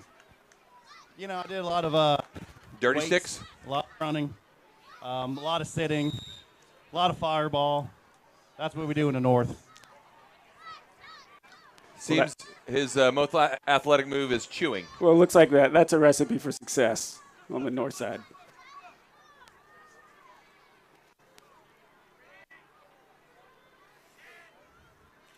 All right. Thomashitis in motion. Schwartz with a shovel pass to Stephen Craig, who pulls it down. With Grant Gooding pulls the flag. Comes up nicely, pulls the flag. I got to tell you, he has been deadly out here, Grant Gooding. Much like he is in the field shooting dove. I got to tell you. Well, when you put a Texas Tech guy out there in the secondary, you know you're going to get some porous defense most of the time. Grant, the exception.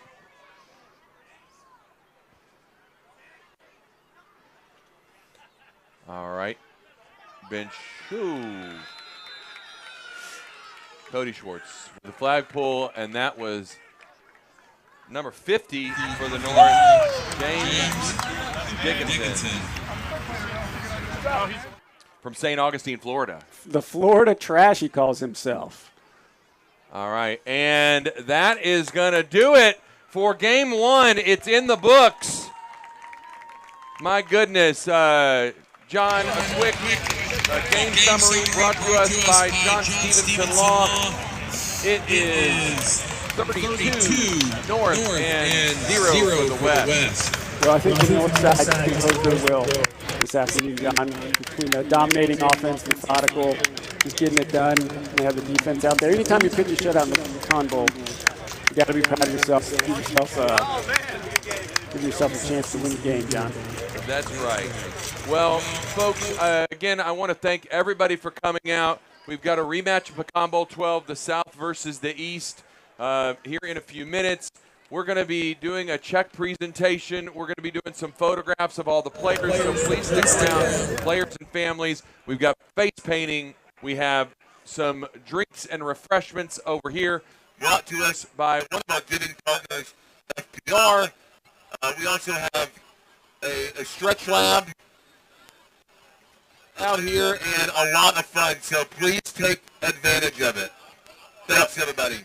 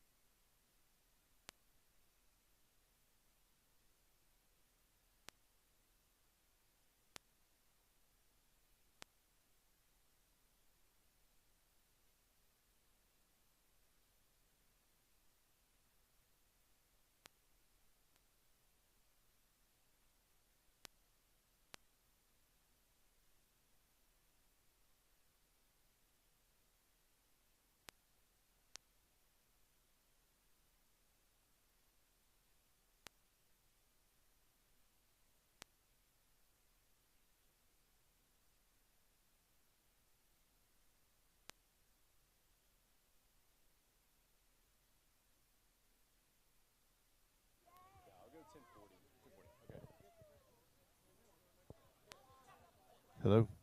All right, everybody. Got about 10 minutes. Players, 10 minutes, and we're going to be all on the field for our check presentations and team pictures. So everybody's got about 10 minutes.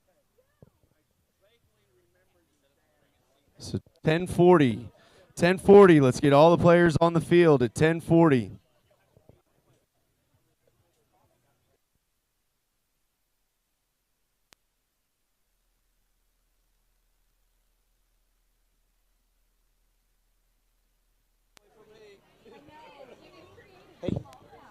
Wonderful kick. All right. Check. Here we go. All players on the field in 10 minutes at 10:40.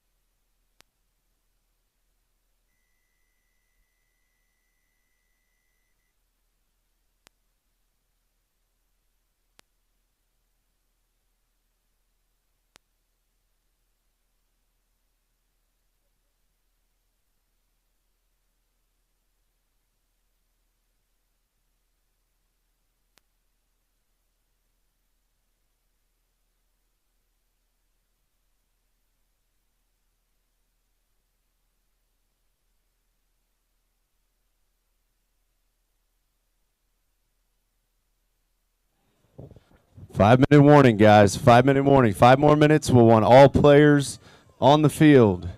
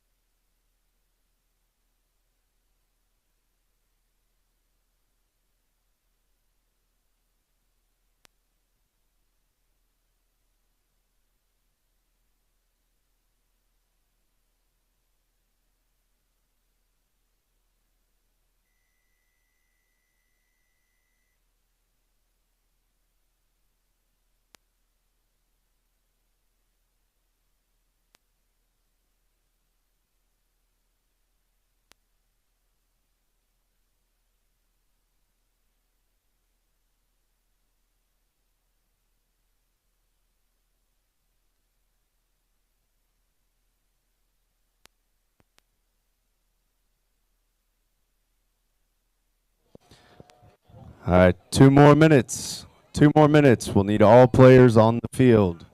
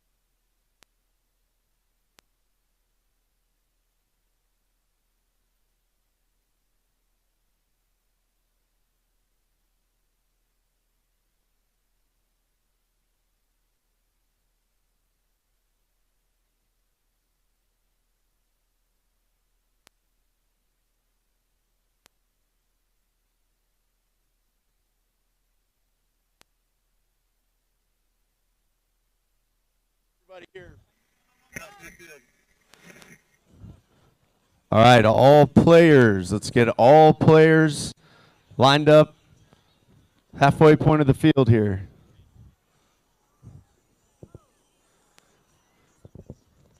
Got a few announcements, a little bit of money to give away.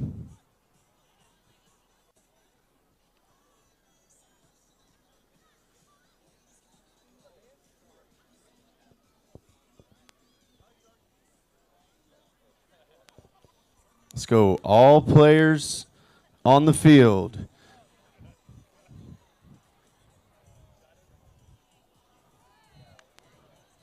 All right. In a few minutes, we're going to ask all the kids to join. So all the kids to the fan sideline. All the kids to the fan sideline. Let's go, North. Y'all can celebrate in a minute. Come on out.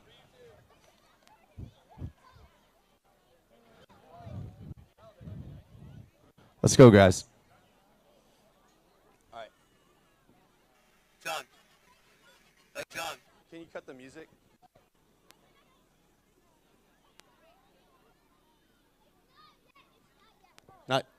Not yet, kids. Not yet, kids. My name is Tim Zacharias.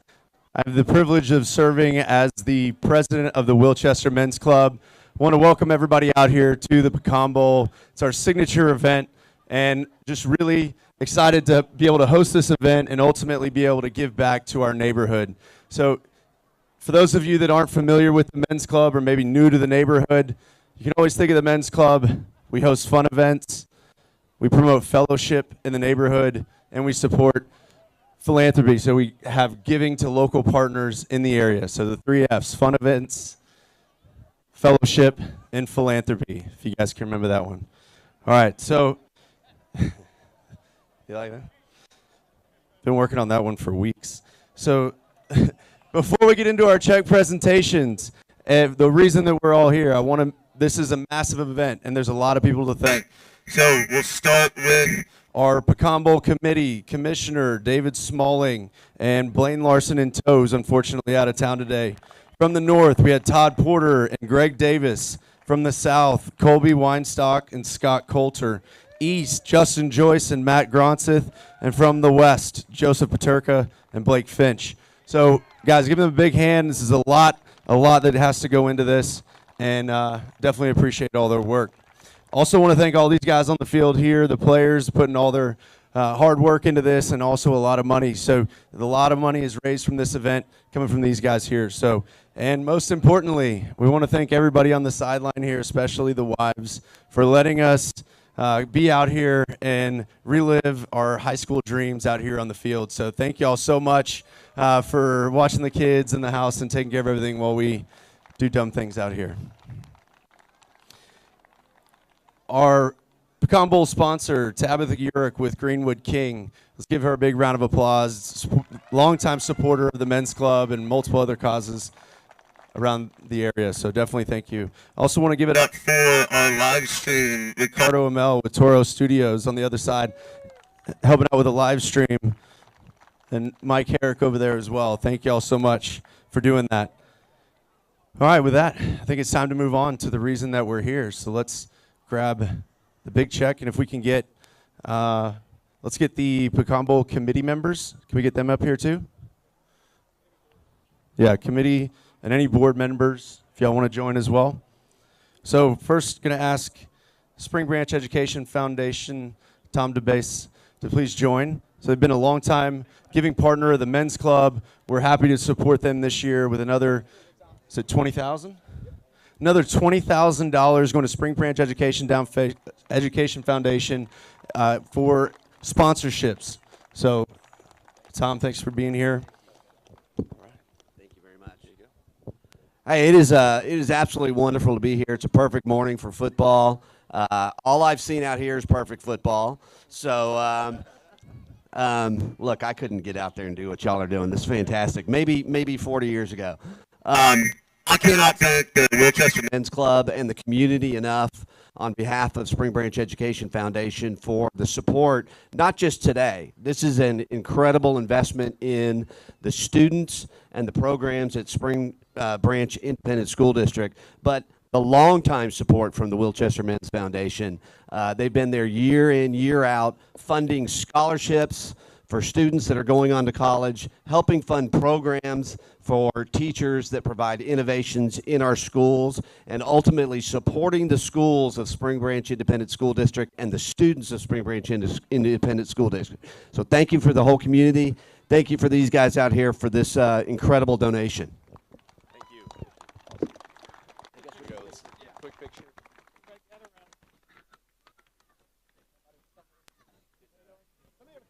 Get a picture. I can't. Okay. There we go. Official photographer.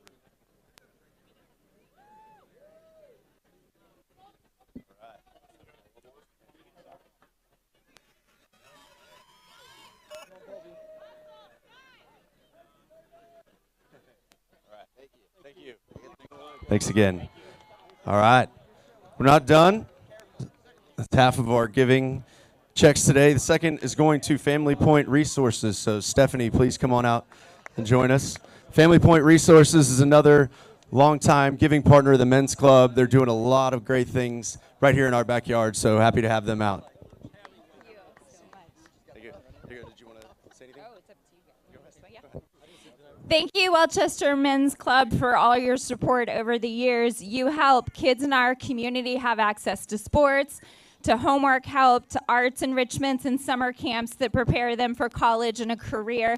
We've provided 41 scholarships since 2019, and a lot of that is possible because of your support. So thank you so much. Thank you. Thank you.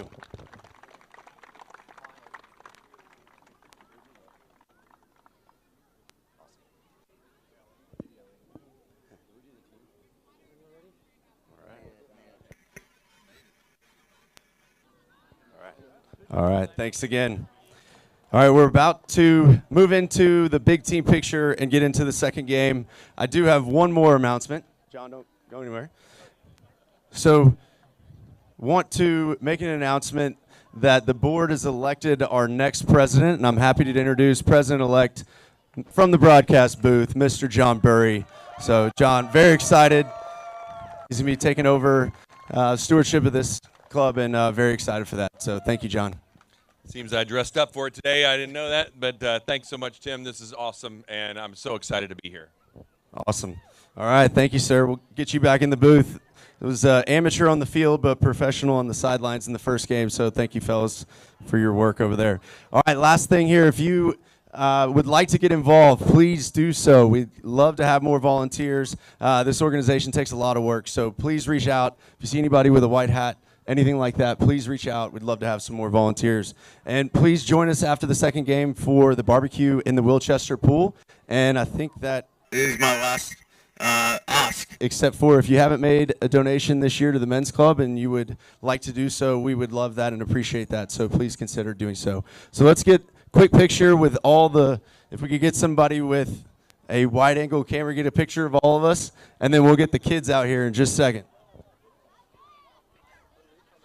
Do we have any volunteers to take a picture? Anybody take a picture? All right. We're going to have to squeeze in tight, guys. Squeeze in tight. Squeeze in.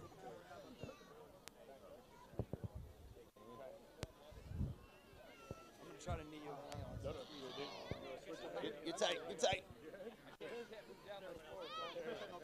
I'll move in. You stay right there. Oh my God, come on. A little more. All right, let's get the kids in. Kids, come on in. Oh yeah. Easy, guys. Easy. Hi, Mikey! Turn the microphone on. Here. All right. In front, guys. Just grab a seat in front, kids. Oh, just a peek. All right. Here, squeeze in.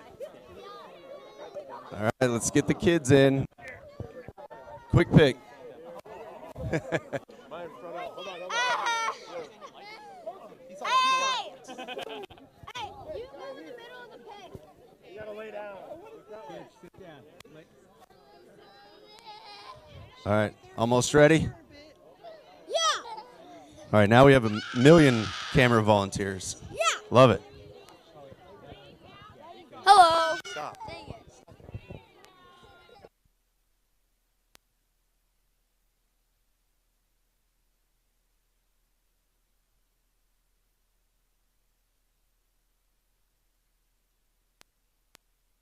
All right, we good?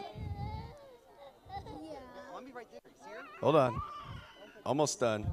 Okay. All right, we're good. Thank y'all.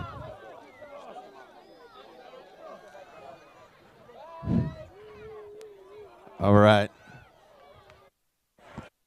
All right, welcome to Pregame 13, Game 2 of the semifinals. Brought to everybody by Tabitha Urick with Greenwood King as our title sponsor here. We're excited to be here today, and we are going to have the sportsmanship. We're let's go ahead and have. What do you got?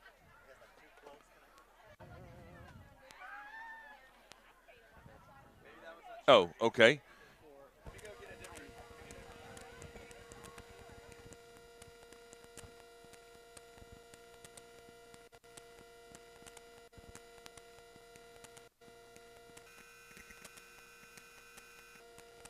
All right, if we can have both the East and the South join us at midfield here for our sportsmanship speech, prayer, national anthem, and coin toss.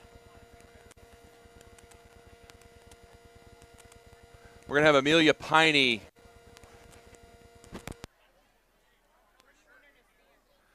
read today.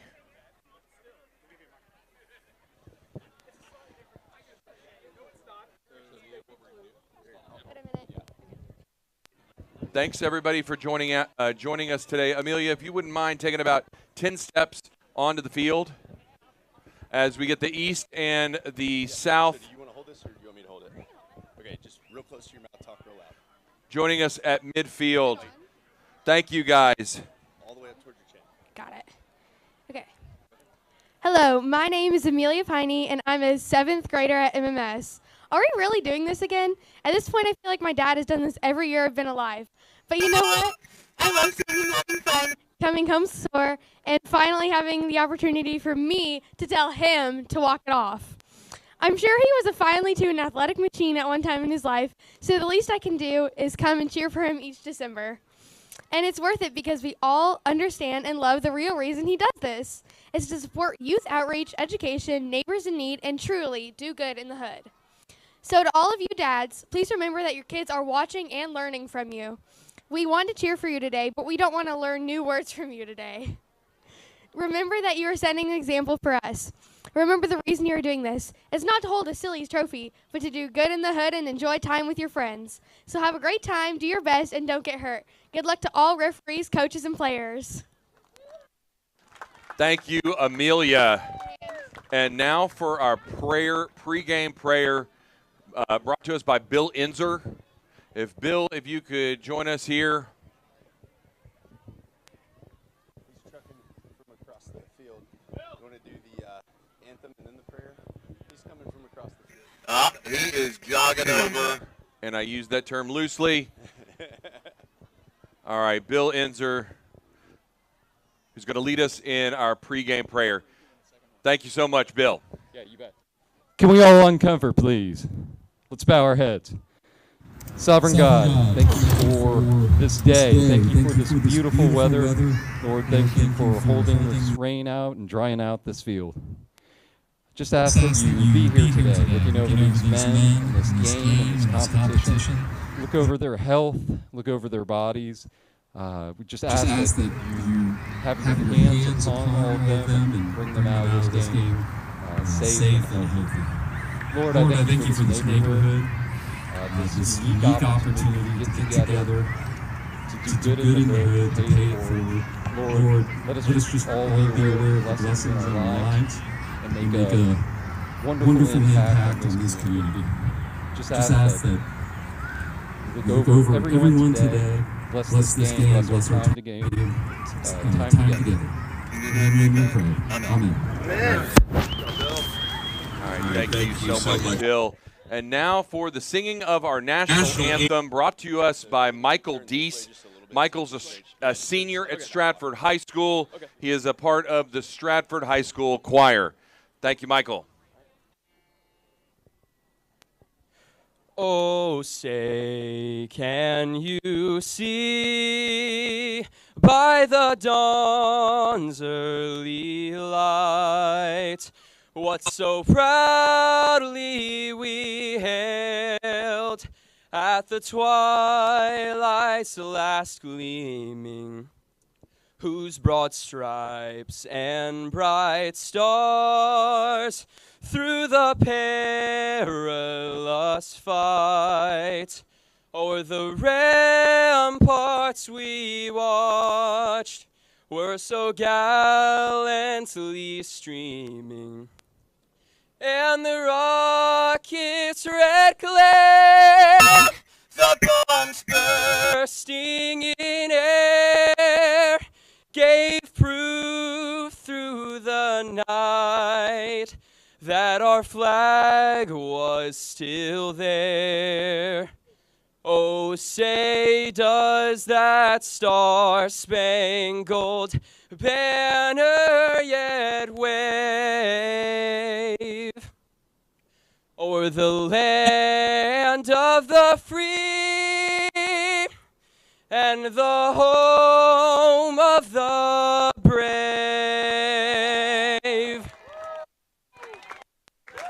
Michael, thank you so much. Great job. Give him a round of applause for that great rendition. Now we are going to move on to the coin toss before today's game. And if Tabitha Urick, with Tabitha Urick, Greenwood King, our title sponsor of today's event, could please join us at midfield. And we are going to have the captains from both squads come out to the front. We've got Brandon Fleetwood and Ben Redhour, Matt Mead, and Adam Anthony for the South. All right, this time we actually have a coin. John, and let's see what happens here. They won last year. They didn't call it. The tail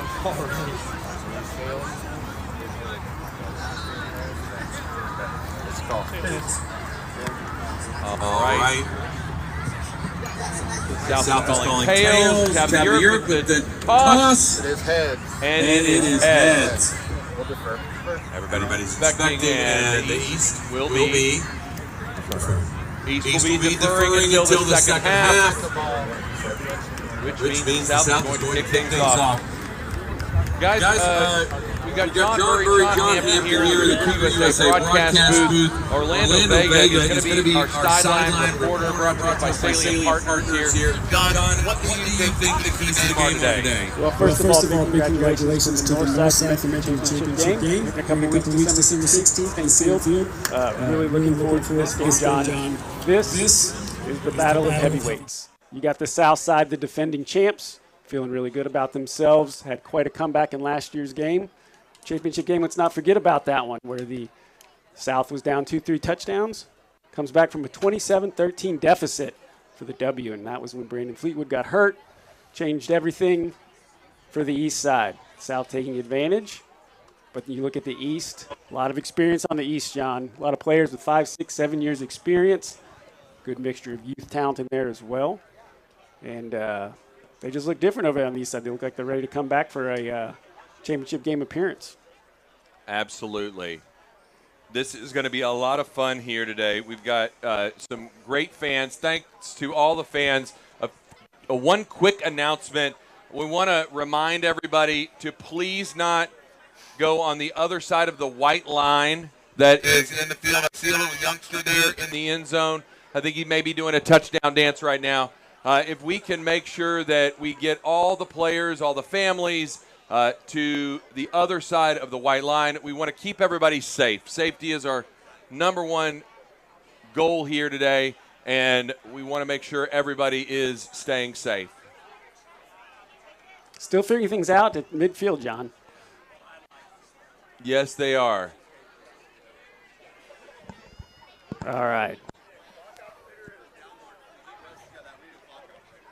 All right, we need a clock operator. If any members of the board, all right, we got David Smalling in the burnt orange here. He abandoned his Steve Sarkeesian-like outfit for just the traditional burnt orange. I like that.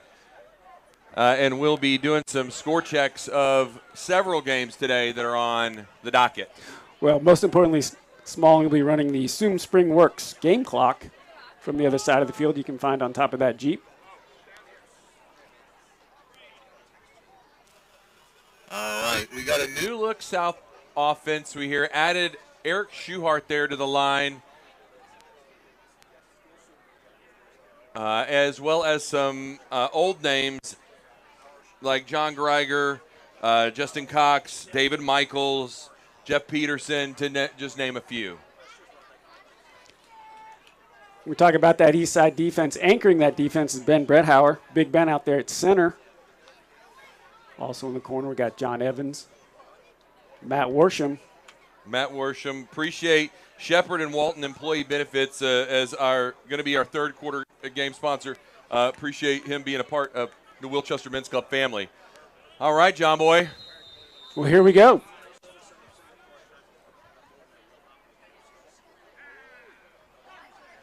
All right. Matt Mead takes the snap. Looking deep.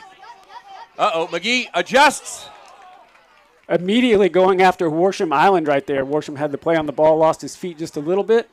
Fortunately for him, the catch wasn't made. I like that aggressive posture that the South is taking. Want to come out early and not have a play from behind type situation like they had last year. The Mag Daddy McGee getting it busy on the outside. All right. Here we go. Matt Mead. From the shotgun, takes the snap. Looks quick, bats it down. Woo! All business right there. Number 27, Brett Stanley, the Havershire Hammer, getting out there and knocking the ball down on the defensive line. Man. 27 right in the middle, filling up space. I'd like to see that coming out from the east.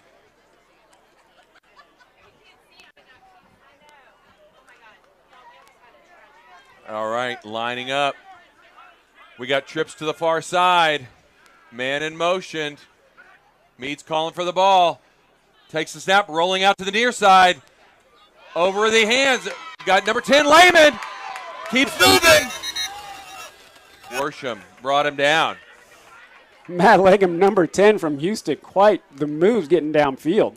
Man, he hit that triangle button, maybe the X. Not quite it didn't even quite hit the spin move yet. Looked good. How about Mead in the secondary, finding some space, putting in the right spot? Absolutely. And that, guys, is enough for a Wright Asphalt Products first down.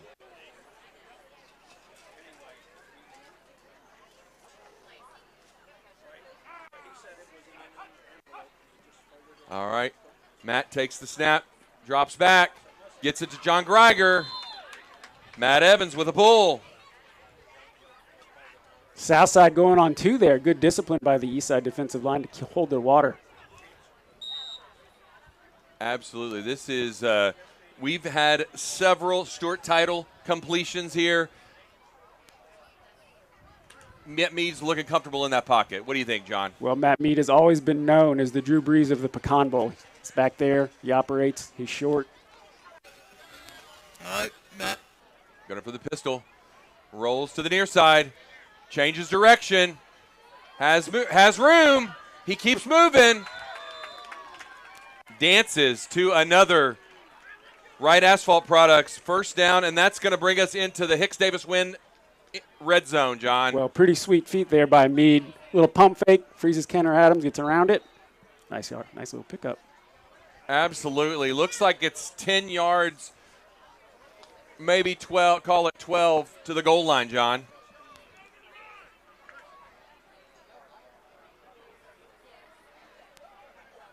All right. Teams breaking their huddle. Got Cox and McGee to the near side. Lehman in motion. Takes the snap, pump fake. Throws it up, a wing and a prayer. to the back of the end zone. Well, important note here, Meade making a really smart play. He's got 3 more downs to work with. Knows that he don't want to throw an interception here. Give himself a chance to score a touchdown here in the next couple downs. I like that. All right, it looks like it's second down here. No score early in the first quarter, brought to us by Curtin Insurance.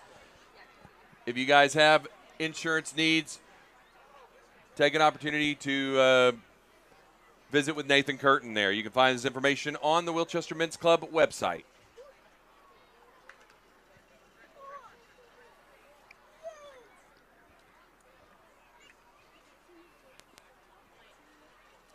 All right, it looks like it's trips to the far side. Meade taking the snap, rolling to the near side, gets rid of it quick. I think I got a hand in there, John Boy. Ooh, that was tight coverage by number 3 from the east side.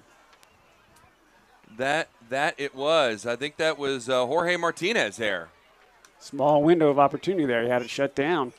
Looking at third down here, John. Looks like Jorge's a first-year player there, playing like a veteran on the starting lineup. I like that. It's that east side NIL money, bringing them over. It does look like it. I don't know what they're paying these days. Diet Cokes, Whataburgers. All right, looks like we got Matt Hawthorne on the line there. Trips to the far side for Meade. Meade in the shotgun. Going to take the snap. Uh-oh. Dumps it out. Number 30. Flag pulled by number 3, Martinez again, all over the ball. Brings up fourth down. Oh, man. All right. With a little more than, it looks like 4th and 1 here, John. Well, if the south side can set the pace early here and get this touchdown, that'll go a long way. Well, the South is looking, they have really marched downfield, probably 10 plays to march it down there. Haven't looked like they could be stopped. Meade looks really comfortable, John. Meade back to pass, fakes it, pump fakes again, throws it high. And it looks like Jay Squilante with the reception, unfortunately not playing for the South this year. The proverbial bend but don't break. East side defense. Got it. Stopping it when they needed to. Well, I got to tell you, they're going to be deep in the end zone to try to get this thing moving, John.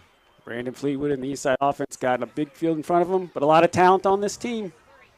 There you go. Which one? Oh, Anthony Squilante. Sorry.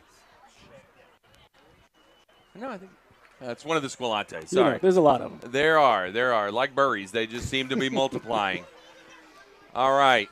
East side taking it over. Brandon Fleetwood. We got Piney and Urick to the near side. Lets it fly. Urick gets through one defender. Still on his feet.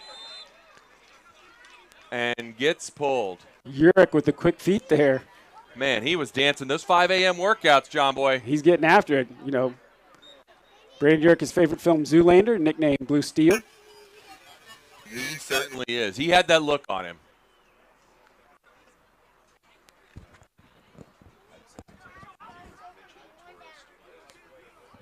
Okay. Awesome. I will do that. All right. Looks like the Wildcat, Wild East, Wild something defense. I don't know what their mascot is. Quick snap to Martinez. Southside defense snuffed that one out pretty quickly. Absolutely. Hey, want to encourage everybody. We've got our live stream that's sponsored by Alliance Residential Company, but also want to bring out and honor Toro Productions for Toro Studios for their in-kind donation and their in-kind sponsorship of the live stream today. I hear it's great. Certainly have great commentators, that's for sure, John. All right, Fleetwood back to pass. Looking. Finds his outlet receiver. Again, pulls the flag, and it looks like it's going to be enough for a right asphalt first down. That was Charlie Chapline, the wide receiver, number 10 from Sugarland. Okay. All right. Nice completion there as we're about midway through that first quarter, sponsored by Curtin Insurance.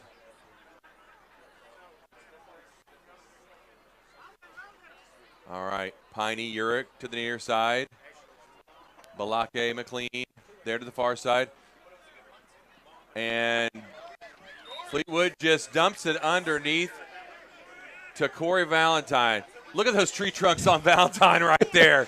Good for Corey. Looking good. Looked like he's dropped some LBs this year. Definitely not in the calves. No, he looks like, Corey, last year he thought diet was an acronym, like, did I eat that? But he has dropped some LBs. He's looking svelte out there. All right, again.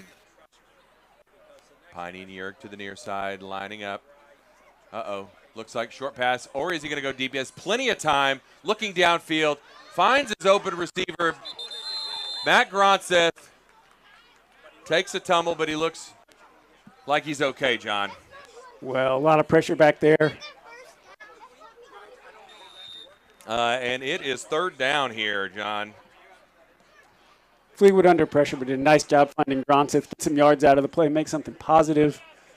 Gronseth with a little yak. That's right. Matt Gronseth, a chairman of the Spring Classic and also a veteran of Pecan Bowl.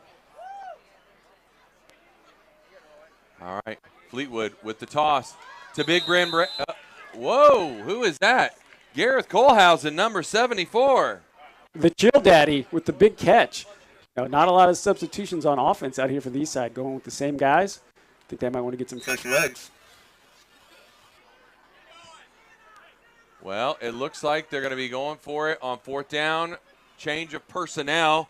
Oh, got old Jonathan Foy here for the first time. Checking in, Jonathan Foy from Tupelo, Mississippi on the outside, next to his neighbor, Blake McLean.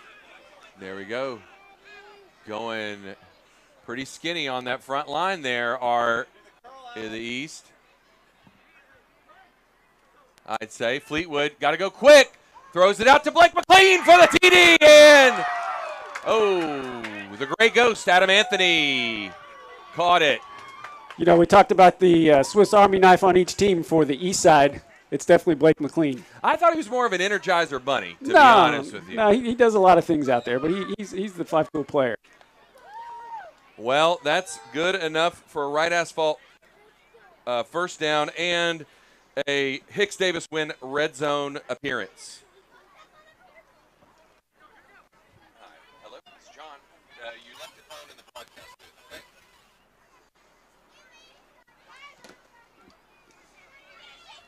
Brandon Fleetwood gets it away. Brett Auer isn't going to reach it. Fleetwood just kind of put that at the back of the end zone. Gave Big Brett a chance to go get it. Big Ben a chance to go get it. Unfortunately, couldn't reel it in. Still got a couple more downs to work with. Absolutely. Hey, want to give a shout-out to Danny Jones here. He wasn't able to make it to the broadcast booth here this year. Has been a big fan of the Pecan Bowl the last several years and a big supporter and has had a lot of fun doing so. Fleetwood, again, with a unique formation out here. Fleetwood gets it out quick to, you don't see that often. Number 21 coming in empty. Drew Piney. I'm not sure I've ever seen it go through his hands like that. From Overland Park, Kansas. Couldn't reel it in. The K-State graduate. Oh, man. Well, there's time to make up for that. With a check of the SPringWorks game clock, 2 minutes left in the first quarter. First quarter of play.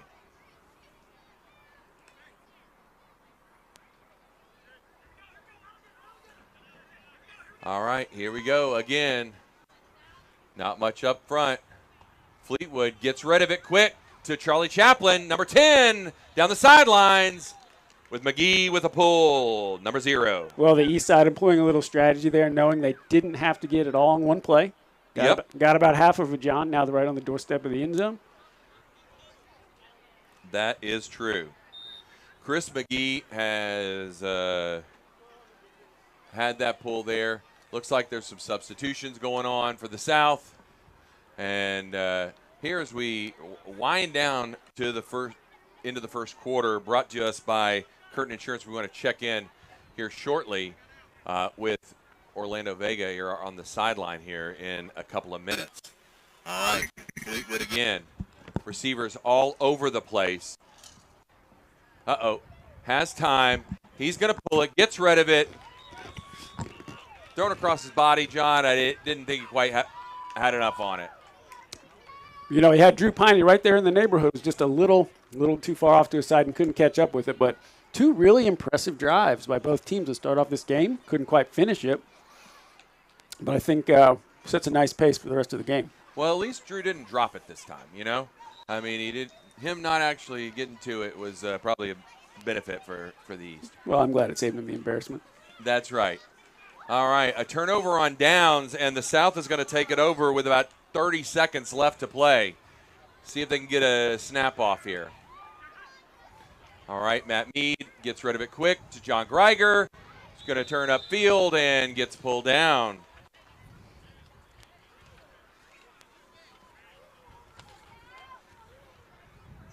All right, with a quick check of the SPGST Lodge 88 bingo scoreboard, it is 0-0 East versus the South.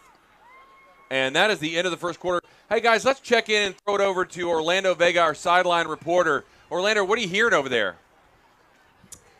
The East is looking good on this drive. I was talking to Matt Hawthorne.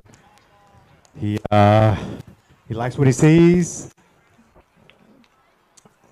Talk to me, Matt. What do you like? What are you seeing? I like the creativity from QB1 over here. We got to keep playing strong defense and not give up the big chunk plays. Fleetwood looking good. Very mobile. He's got a lot of experience. So back to you, John. Hey, listen, Orlando, if we could find somebody other than the fourth string punter next time, Matt Hawthorne, see if we can get a better interview there, okay? All right, South taking over. Matt Mead in the gun, rolls to the far side. He's looking downfield, passes to number 30.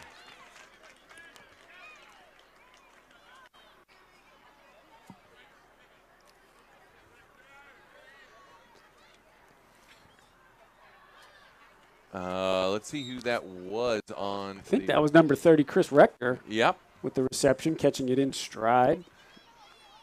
Looked good there. All right, as we start the second quarter, brought to you by Junk Luggers, the West is going to line up with trips to the near side, Lehman in motion, Mead taking the snap, under pressure, gets rid of it to Justin Cox. Justin Cox, the wide receiver for the South Side from Houston, Texas. They call him Big. Big, that's it? That's it, just Big.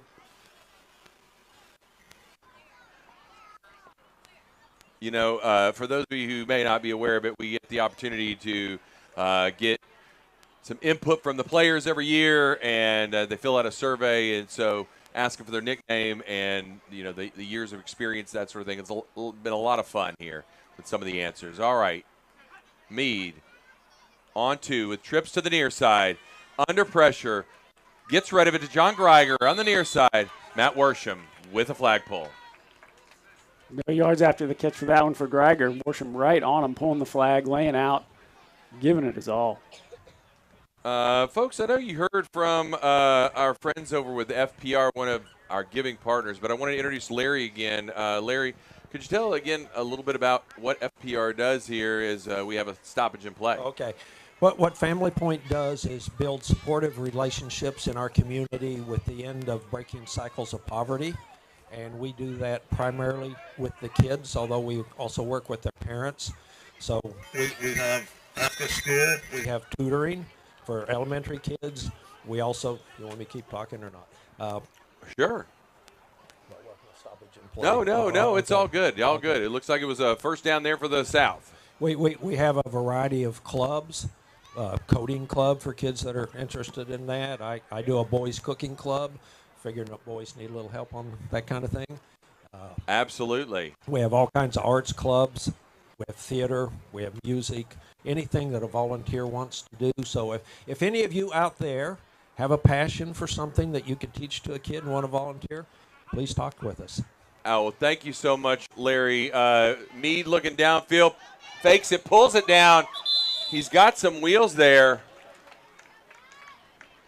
Look good there on a gain of about 10 or so there, John Boy. Number 7, David Leckie from Katy, Texas, with the flag pull. Kind of came out of nowhere, playing some strong linebacker for the east side. Oh, man. Well, Larry, we appreciate you and Stephanie and the entire FPR team. I know we have a booth over there where some of your individuals or some of your kids are selling drinks and ring pops and things like that. So want to encourage everybody here, if you guys want a snack, want a drink, to visit their booth there on the south side of the field. And let me thank you once again for your outstanding generosity. Oh, absolutely. Well, thank you so much, Larry. Thanks for spending some time here in the booth. All right, Meade back under center again. Gets it out to Lehman, number 10. Number 7, David Leckie again with the flag pull. Short pickup. John, it is a lot of fun here in the Cougar USA broadcast booth here with a live stream. Being able to broadcast this, we've heard of people watching it there in Hilton Head Island. We've seen it, heard from people in Baltimore, Maryland, Uvalde, Texas, and Lafayette, Louisiana, a lot of different places, even overseas, over in Africa. Sean Biederman, want to give a shout-out to him, a former Wilchester Men's Club board member here. All right, man in motion here. Meade rolling to the far side, stops quickly, gets rid of it to Lehman, and just over the head of the wide receiver there, John. Meade had his guy wide open, just overshot him slightly. Looked like he was leaning back, not practicing his proper mechanics. What do you mean by slightly? Because that was at least 6 feet over. Well, it just depends how high you can get.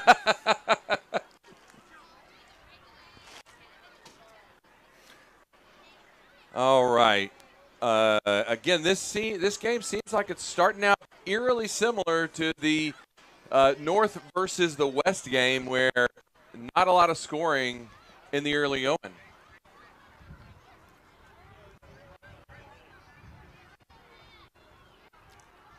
All right, Meade in the gun.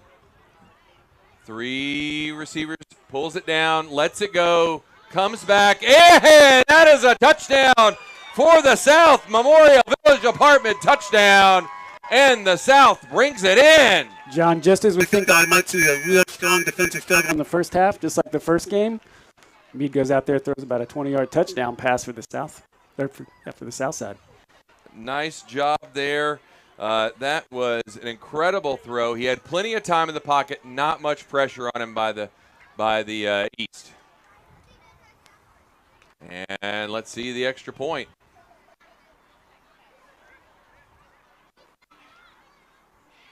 All right, Meade under center, trips to the far side. Greiger in motion, bringing him over, and it looks like there's going to be some laundry on the field.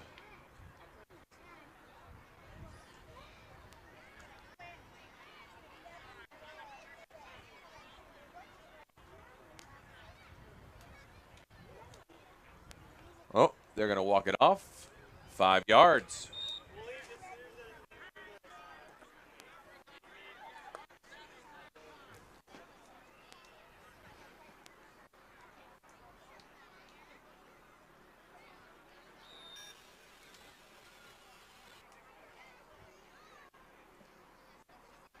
All right, 8:13 on the clock. The game clock presented by Some Springworks here.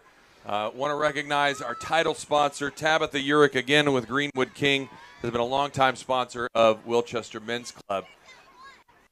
All right. Empty set. Matt Meade in the gun. Oh, and it looks like a delay of game call here.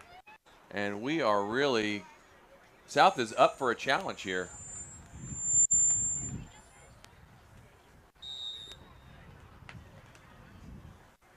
All right. Pushing it back another 5 yards.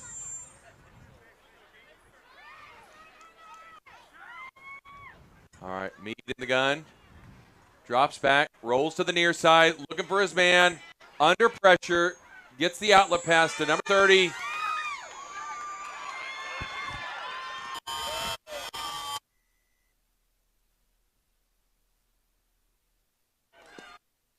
All right. And it is there for a 2-point conversion. Quite a play by Meade scrambling around that pocket. And that was 1 point, so that's going to bring 7 to nothing. South.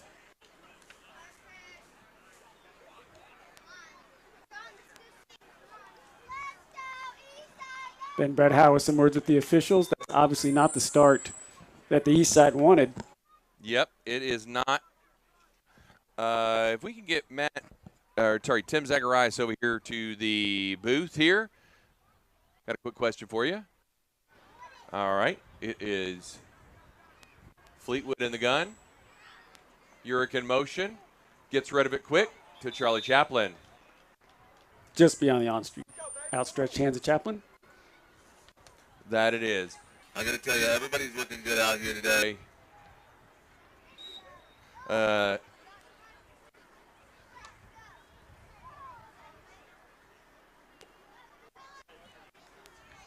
South has definitely got some new faces out here on defense there.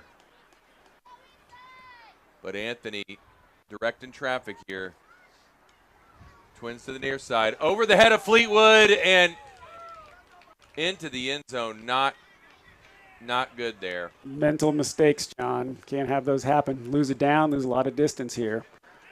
Oof. And that is going to be a 3rd down. Bringing them back pretty far. After some conversation, it did look like the ball hit the end zone or hit the ground before it went into the end zone, which would leave a dead ball. Is that what it was? Okay. Yeah. Perfect. Yeah, we should be good. Okay. Awesome. I think that was we had just a little bit of technical difficulty there. East with about 20 yards to the line to gain. East, he's dancing. Fleetwood's going to take it himself here and across the 1st down. Jukes and McGough. Brandon Fleetwood hadn't lost a step there, John, has he? He has not. He took off. He eluded the players. Had a little bit of an issue with his knee last year. Good to see that he's doing much better out there. Clearly 100% recovered. I know. Yep, that's right. Took a little bit longer than 11 weeks for him to bounce back like Aaron Rodgers, but it's going to bring up another Right Asphalt Products 1st down. All right. We got the East. Fleetwood in the gun. Trips. Chaplin stayed back. Bounced backwards. And Andrew Scott pulled it in. 6th-year player, Andrew Scott. Nice flag pull there. Good play by Chaplin to bring that ball in. I got to tell you.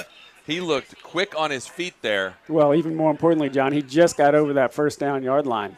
New fresh set of downs for the East Side. Absolutely. That 1st down brought to us by Right Asphalt Products. All right, let's see who's on that line. We got Gohagen, Houston, and Colehausen. That's a lot of consonants in those 3 guys. All right, Fleetwood, shovel pass. Hook and ladder or hook and something. He's still on his feet. But I think there was a flag. I think there was some contact. What a play call by the East Side, getting real creative with the short dump off and the quick lateral to Houston. Houston displaying those sweet, sweet feet of his. Absolutely. Houston making his mark known out there. It's good to see somebody from Oklahoma that's OU that's playing today on Saturday. There in Houston, a 10-year veteran. Pecan Bowl, a holdover from those championship years in the pre-COVID era. Absolutely. After the officials talk it over, Fleetwood delivers the ball, and there's going to be a 5-yard walk-off. Oh, he's more than 5. He's directed traffic. That's 10. That's Big 10. All right. 10-yard walk-off, going to be about second. Sorry. First down and about 18.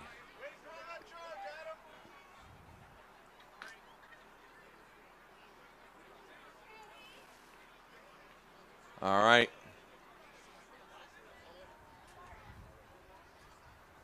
Chaplin and Raish to the near side.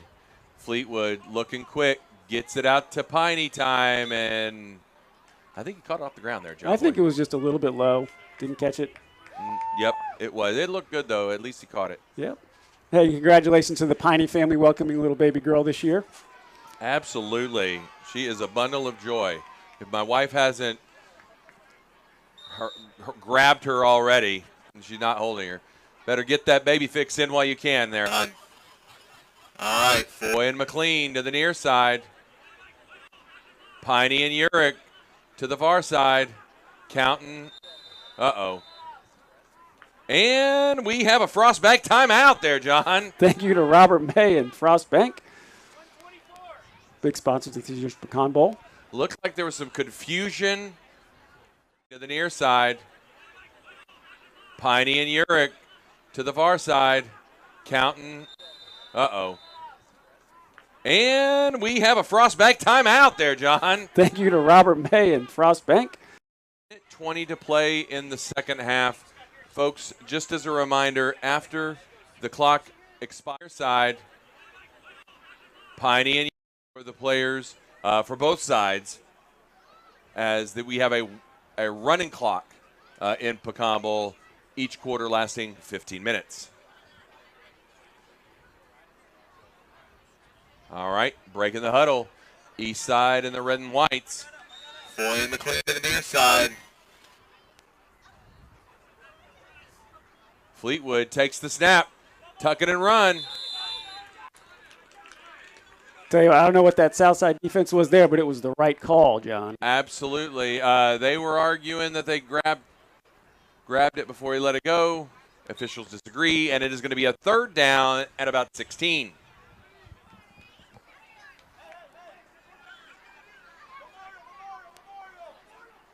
All right. South calling out the defense. Fleetwood getting it. Uh-oh. Foy with the run, but Jeff Peterson with the grab. The fix-it man, Jonathan Foy, for the east side, number 25. You know what he can't fix? He can't fix stuff at my bay house. He breaks things there, actually. Actually, that's one of his lifelong dreams is to make it to my bay house and not break something. We haven't seen it happen yet. That's right. And now it's going to be fourth down, and the East is going to elect to go for it. Well, you got to be aggressive here. You only got a few plays left in the half and keep moving the ball. All right, with a running clock, there's about 20 seconds left. Uh-oh. And East is going to have a Frostbank timeout.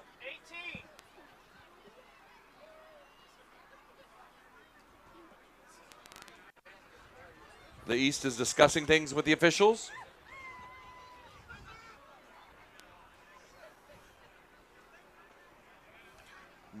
John, pretty exciting first half of football. What do you think? Yeah, definitely been a big half of football for both teams. I think the East side needs to try to put some points on the board here. Don't want to go into halftime looking at that big deficit and having not put any points on the board. Key play here. Well, I mean, the good news is they're not going to have a 2-touchdown lead that they could waste away this time. Fleetwood takes the snap, gets rid of it. That's a backwards pass. Backwards pass. He's got his man downfield.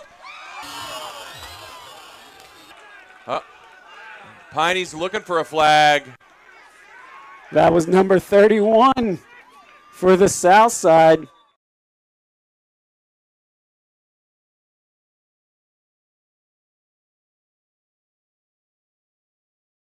To Martinez. It looked good. East side's really pulling out all the stops on the playbook, John. Just almost executed that one. So here we are at halftime. I believe we have 7 plays from here. 7 plays remaining. It appears we may have one more play. And then the 7 plays. Okay. The officials are discussing it.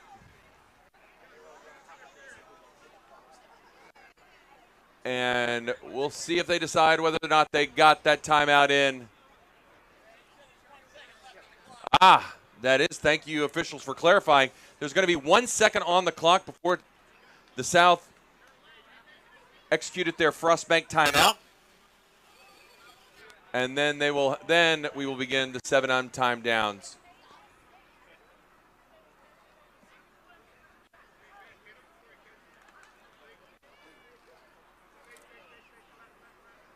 All right. South looking calm, coming up to the line there. Meade on 2. Gets rid of it quick to John Greiger. Good looking play, and Ben Bradauer pulls the flag.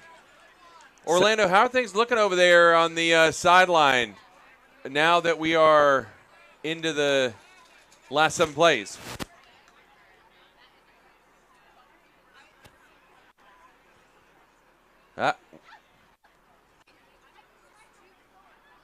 Unfortunately, Big Orlando, we're not hearing you. We'll catch back up with you shortly here.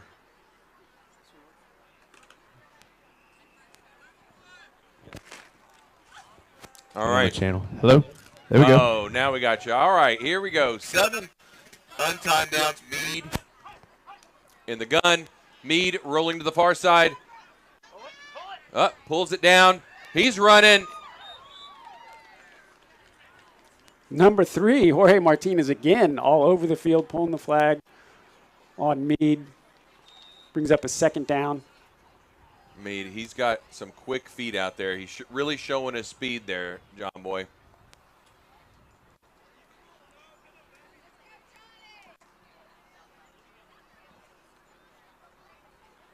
So that is play number 1, 6 to go, and it is 2nd down and about 10.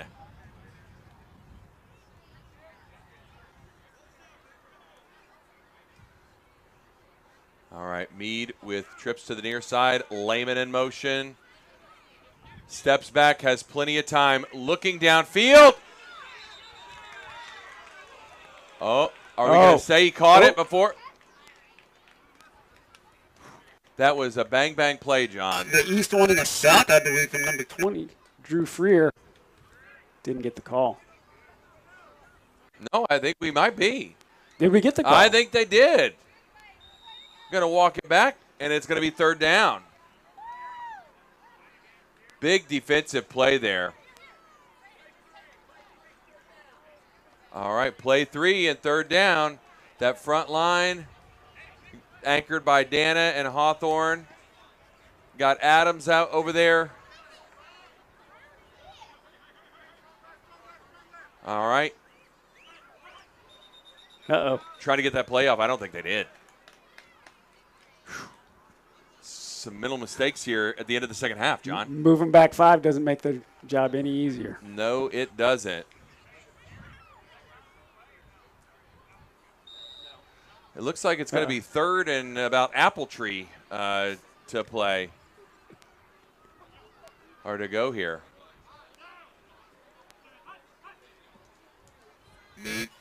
Pump fakes, brings it Down, gets rid of it. Oh, 44 coming off the line with the pull there. Number 0. No, I think it was Stuart Wilhite. Wilhite with the pull, and it's going to bring up 4th down there, John Boy. With Eastside defense really thinking this one over. Looks like they're going to elect a punt. Well, they're prepared for it. Number 10. Oh, good end over end punt. It's going to land in the end zone. Nicely done. Absolutely. I think, South not being able to convert, but still turns it around. Eastside's got a few plays here. Try to get some yards, try to get some positive things going into halftime, John. Definitely some good things. Good things going into the 2nd half. Well, I got to tell you, this game today, I'd say this first half has been some real creativity on that east side offense. That front line, what do we got? Gronseth, Valentine, Colehausen. Well, it's just amazing how Fleetwood. they're doing it all with that rugby ball, too. Takes the snap, gets it over to Charlie Chaplin. Tiptoes the end zone like a silent film. Who's that with the flagpole for the South?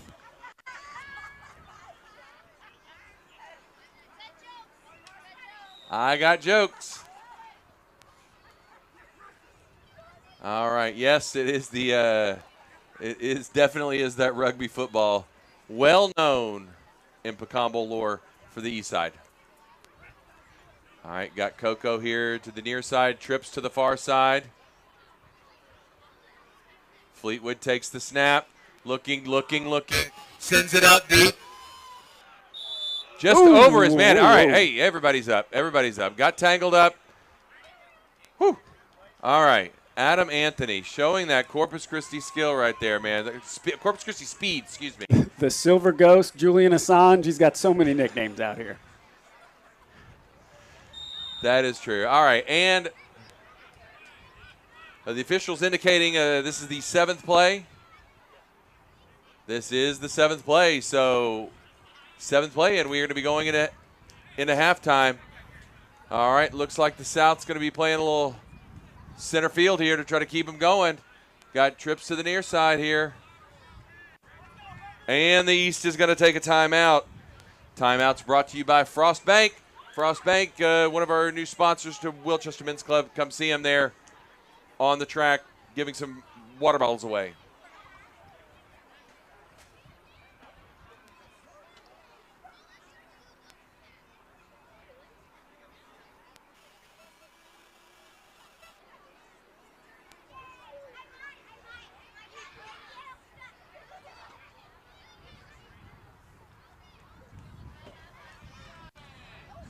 All right, play number 7. As play resumes, we got the East Side's hands team out there, John. Fleetwood back of the gun. Something gets trickeration it to boy. here. Chicanery. There it is. Brett Howard's going to throw it backwards. Sends it back. Uh-oh. To Coco. Got something here. Uh-oh. That's backwards. Backwards again, and the flag is pulled, and that will end the second quarter of play, brought to you by Junk Luggers. And now we're going to have a halftime. We may even have some halftime entertainment. Really not sure, but appreciate everybody out here.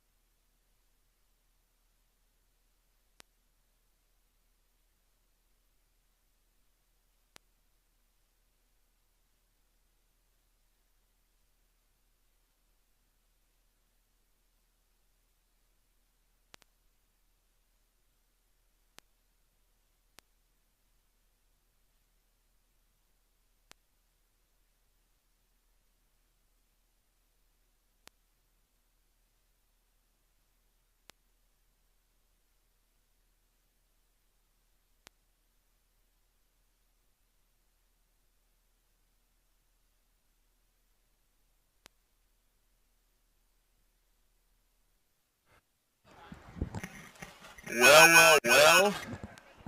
John, back to the second half of play in this third quarter of Pegame Bowl 13, brought to you by Shepherd & Walton Employee Benefits. East is going to have to play come from behind football here, John. You know, it's starting to look like one of those things where the South just might have the East Side's number. This is year 2. He's not having a lot of success. All right. Looks like Fleetwood in the gun gets the pass out to Brandon Urich. Brandon looked like a man possessed right there on the near side sideline, John. Blue Steel, number 12, Brandon Urich. Stratford High School alum as well.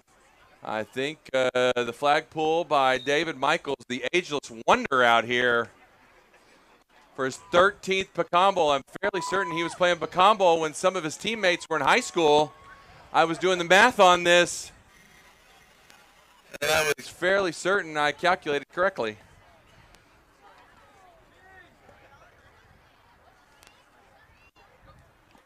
All right, Fleetwood dancing around. He's going to tuck it and run. He's got shake and bake move there, John, but David Michaels pulled the flag.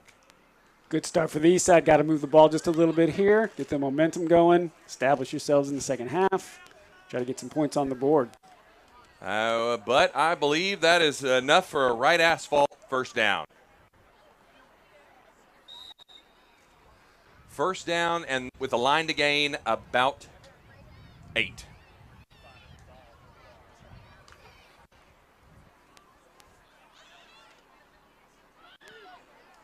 We've got Fleetwood here with Urich and Piney here to the near side. McLean with a shovel pass. And the Dipsy Doodle, Corey Valentine. And I think the turf monster got him there, but he was looking good, rumbling, stumbling, and mumbling downfield. That slab of beef. That was. I was, I was watching those YouTubes of Barry Pepper, the sniper videos when they take him out and the person falls.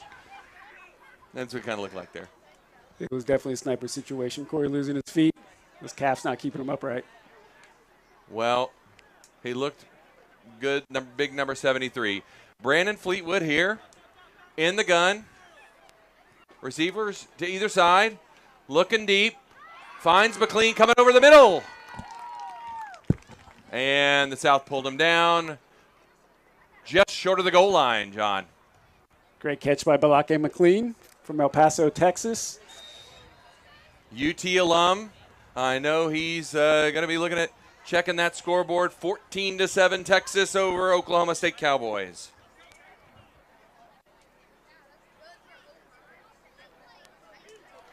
All right. They break the huddle. Everybody's checking their wrists. Chaplin, Bredower, Piney to the near side. McLean tucked in there. Valentine with the tip drill.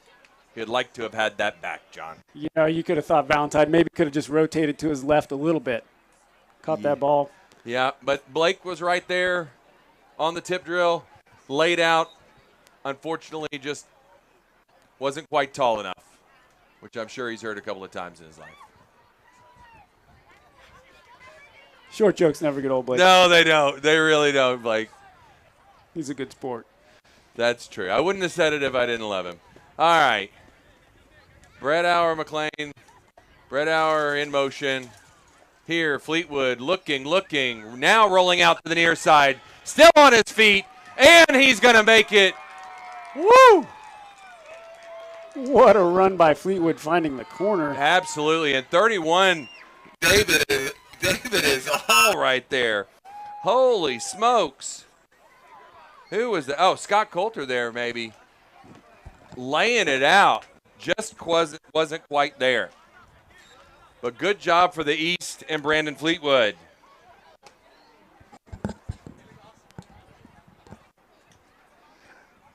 All right. Now for the conversion to make it 7-7. This is a big, big conversion, John.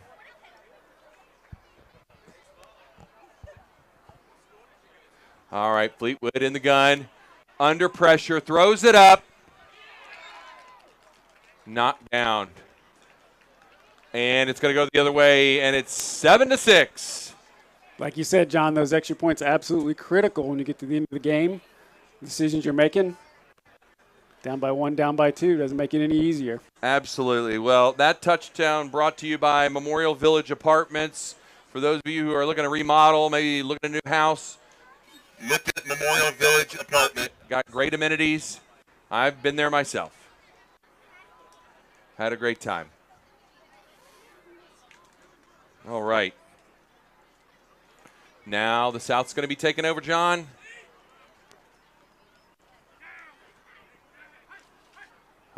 Thought he drew somebody offside. So the hard count. We got McGee. Oh. Tripped up. Worsham way to lay out there, Matt. Well, you had Day, Wilhite, and Stanley out there applying the pressure on the defensive line for the east side. Meade able to get it out. Michael Day out there. Haven't called his number yet. Uh-oh. Got a youngster on the field.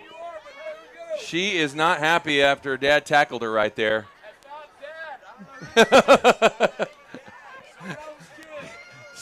All right. Yep, we want to stay safe, everybody. If y'all can please, please, please stay on this side of the white line. Meade getting it out to Justin Cox. And about 8-yard pickup with about 10 to go. All right. Uh-oh. South executing a hurry-up offense there.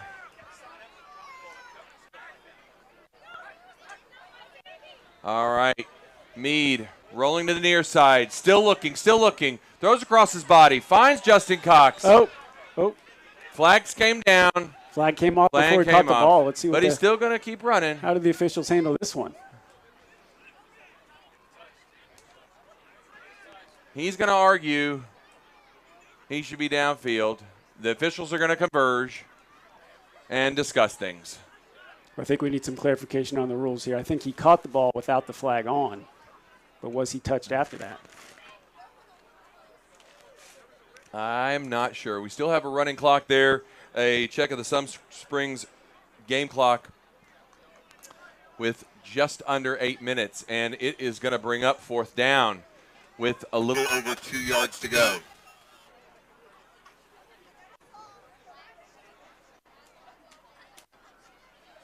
Brett Howard Meade getting clarification from the officials on the penalty.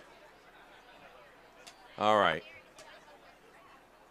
And they are going to accept an incompletion, it appears. And it's going to go back to 3rd down there. So interesting choice by the east side. They'll give him an extra down, move him back, big chunky yardage. Yes, I think the South had their replay the down. Yes, so we are going to replay 3rd down and see how things end up there. This has been a great Pecan Bowl 13 semifinals, John.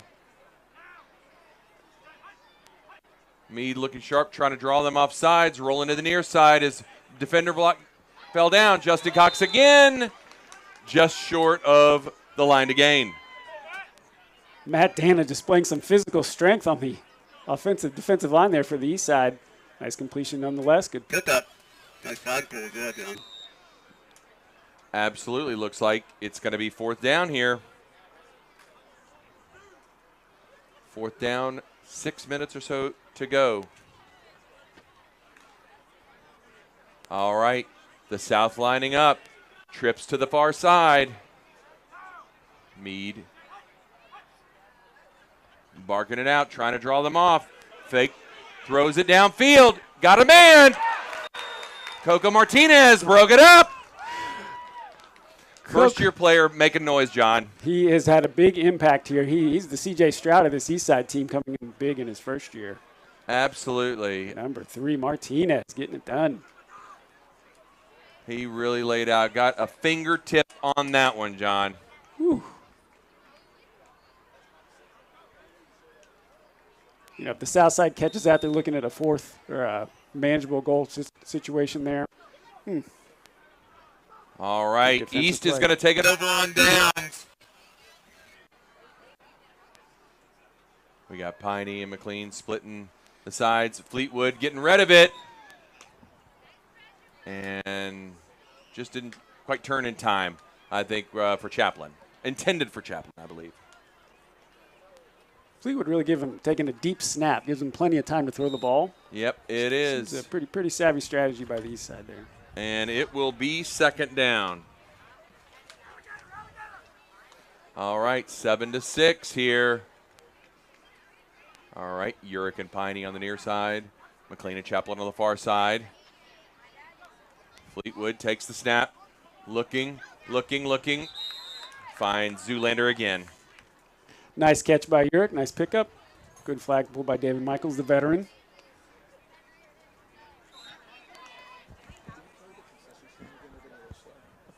All right, wanted to see how much time we got. 5 minutes.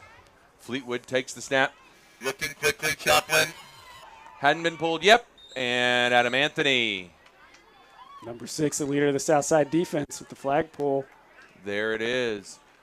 Could be Bob Barker's twin there. Looks good. Wanted to, again, make a plug for the FPR concession stand. It is on the south side of the field, right next to the track.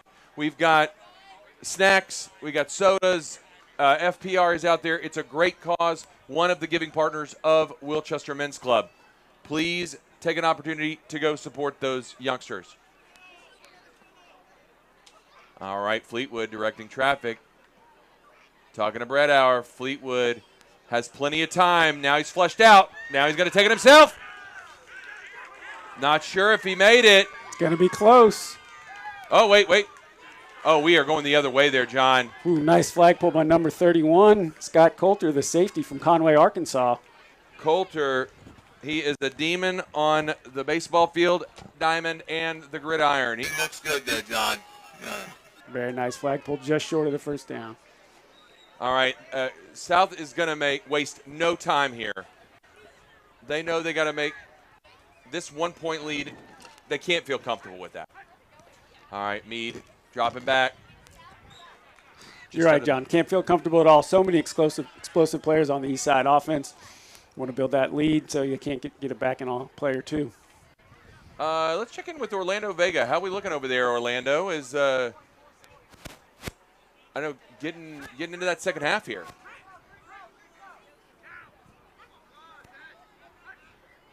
Oh, Meade trips, gets it out. Zero McGee. Kenner Adams gave him a hug. Just reached out and touched someone. I like that. Orlando, what are we seeing over there? We got a little technical difficulties there. We'll see what our IT department has to do with that. All right.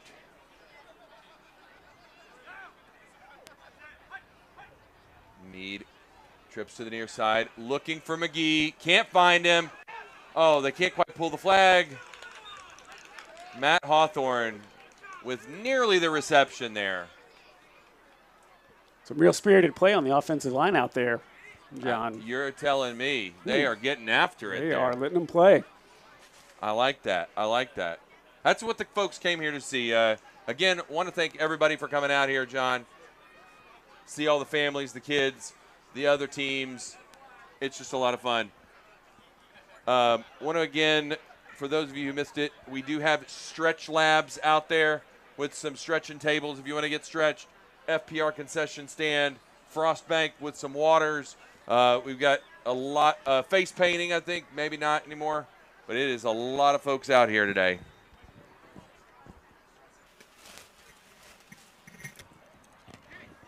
Uh-oh. Check.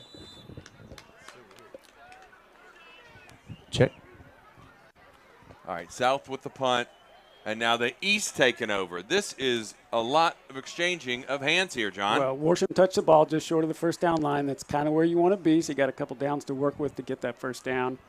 Take a few shots downfield, maybe spread that defense a little bit. Yep, with 1 minute to play in the third quarter for Shepherd and Walton Employee Benefits of Pecan Bowl 13, brought to us by Tabitha Urick, Greenwood King. East is going to take over just short of the 20-yard line.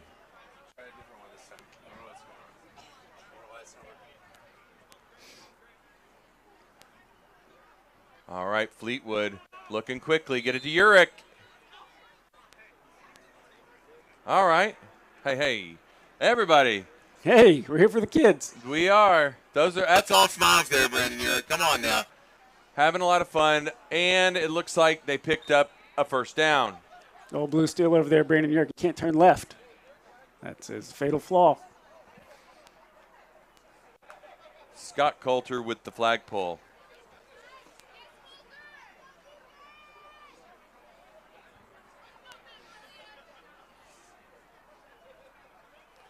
All right. Fleetwood looking, sends it back to Urick again. Oh, big shout out to Big Ben Williams, number 64, with the flag on the outside. He didn't bother to get the new jersey this year. It's okay, Ben. All right. Peterson was lurking, a fourth-year Pecombo player, old Slappy. He is been out there roving, making sure things on his side of the field aren't taken advantage of. And that brings the third quarter to a close there, John. What are you seeing out there? What do you think they need to do to end this thing? And who do you think is going to win? You know, at this point, I think it's anybody's ball game, John. Check. Oh, we may need to hear back from Orlando Vega on the salient sideline. Yeah, John, I'm over here with Coach Bill Saban. How's the defense looking up? How are we holding Fleetwood? How are we holding Meade? Let's go. Yeah, so we've timed some things up in the second half here and focused on making tackles and supporting each other and making plays. There you go, John. All right, thank you so much. Coach Bill Saban is coaching the boys up on the sidelines. Oh, man, Fleetwood looking downfield. Finds his man, Coco Martinez. Scott Coulter, specialist over there with pulling that flag. You know, these are the kind of games that Eastside likes to play, the low scoring, grind it out. That's right. They get you where they want you. Better watch out.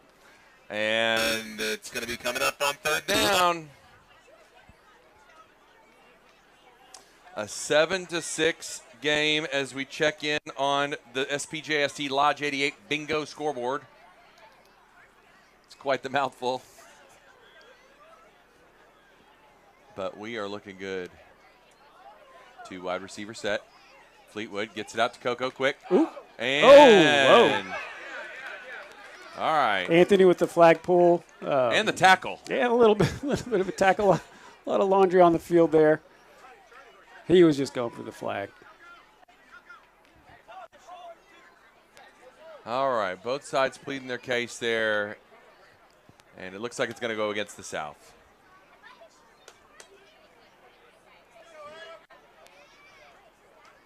With 10 yards, walking it off to the east. That's quite a bonus as they're going to be at first down and about 6 yards, you think? Only down by a point. That's right. All right, Fleetwood takes the snap, looking towards Breadhour. Piney. Ooh, Fleetwood really trying to thread the needle on that one. Almost had it there, just a little bit low to Piney, who really laid out for that one. That he did. It has been a quiet game for number 21, but not for a lack of effort, certainly on both sides of the ball.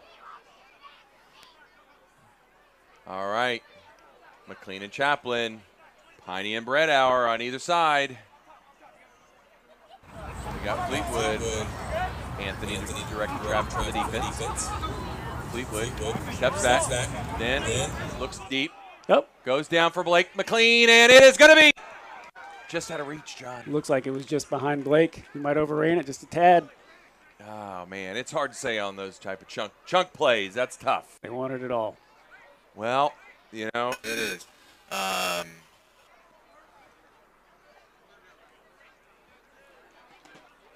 Let's see.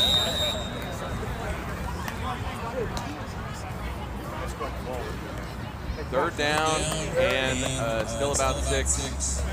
You got to think they want to convert here, being a point down. Well, with the way that Southside offense has been chewing up possession, if you turn the ball over here, don't get any points on the board. Might only get the ball back once. You need it. All right, Chaplin in motion.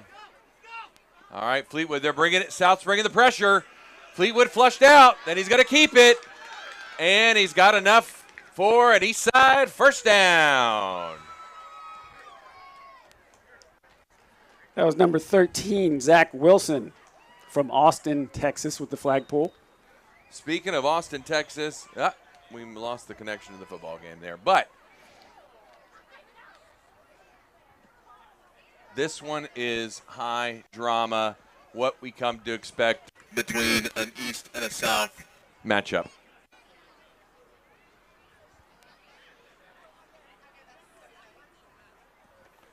All right, Fleetwood pointing out the defense there. Uh-oh, shovel pass with the dipsy doodle. Gronseth still going. And there's some laundry. Both sides pleading their case. We're going to see how this shakes out. Well, the east side getting creative again with a little short pass, the lateral. Absolutely. The fleet-footed Gronseth. I'm not sure you're talking about Gronseth. I got confused there. All right, officials are going to talk it over and see how this one shakes out. Still no sign as a decision, and it looks like it's going to go on the east. And it will be a first down there. They're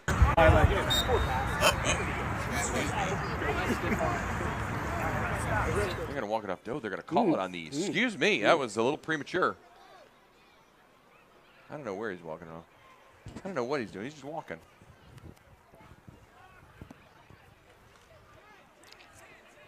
My fault there. You got me muted? First and goal at the 1-inch line. Fleetwood. Might do it himself. Oh. He might. All the play dead. Hey, Travis! Looks like there's going to be a penalty against I thought they were offside. Didn't it look like that on that film? Got a good look at it. Yeah, you did. Well, you know, John, as we do a John Stevenson Law game summary, I would say tremendous defense being played here. What you want, baby? Let's go, man. Get in there, man. Get that sack. Uh-oh. I thought we were hearing from the sideline reporter here. An update from the sidelines. We're about to in a second. We're going to be throwing it to the Craig Sager of the South. All right, Brandon Fleetwood tucks it, looks, throws to Gronk. Whoop! And he's going to get in there. Did you see that sidestep? A little dipsy-do from Gronk. I know. That sidestep, he thought he was about this thin, I think. Not sure if that's the truth. Orlando Vega, how are we looking over there? What are you seeing on the South? Again, bend but no break defense. South is holding, but they're not bending right now. That's it. Let's go. We got to hold them. All right, Fleetwood barking orders at Blake McLean.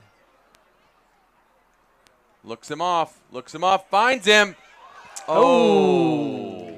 In and out of the hands of Blake McLean. He had it.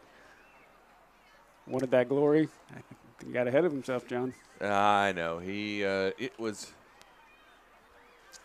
I don't know what to say. He's going to be thinking about that one later. All right, third down and not much.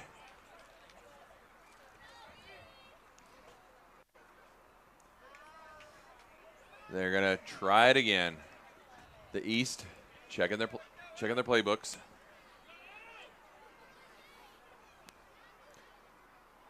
Fleetwood looks it. Yep. Has his man, number 73, Corey Valentine. You had to have those points if you're the East side. There we go.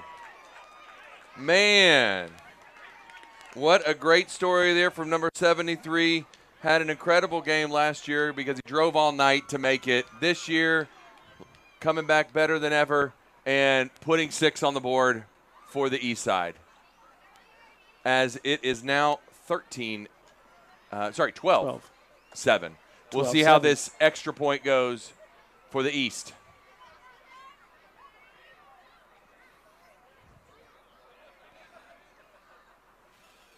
All right, Fleetwood. Looking. Now he's going to tug it and run.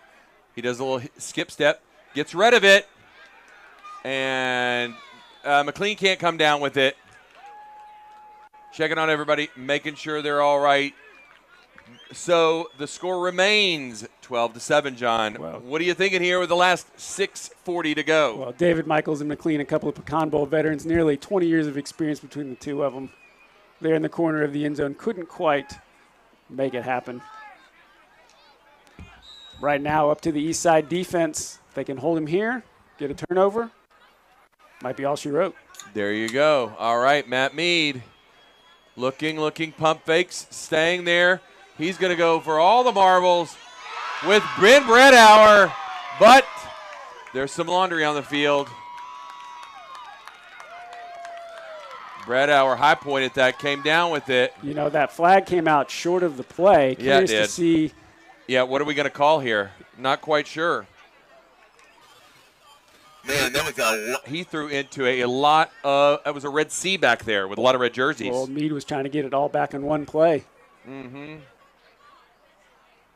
And it looks like it's going to be on the East, and this is going to get called back.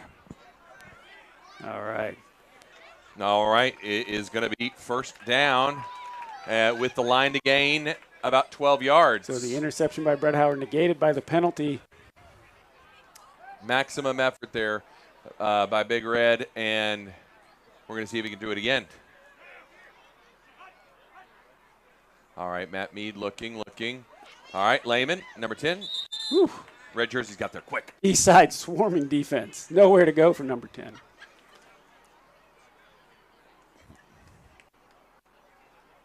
You know, I love taking a look at all the hometowns of these individuals. You got Houston, Corpus, Beaumont. You got guys from Kingwood like Jeff Koenig, Andy Raish from there in Sulphur, Louisiana. I love to see how diverse and how the individuals in our community, where they come from. All right, Meade gets rid of it quickly with the tip drill. John Greiger, and he's down. Stuart Wilhite. Nice catch by Greiger with the little tip drill. That's right. Offensive line, good concentration. And that is good enough for a right asphalt first down. All right. Meade. Receivers to either side. Greiger again gets his number called. And there we go. Southside displaying some nice patience here, you know. Taking their time getting it down the field, knowing they just need that one score to turn this whole thing around. Kind of taking what's given to them, right? Mm-hmm.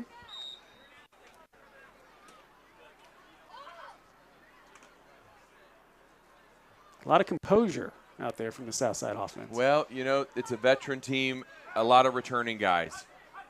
Oh, got him. Yeah. Meade had a free potentially. Not the ball. There you go.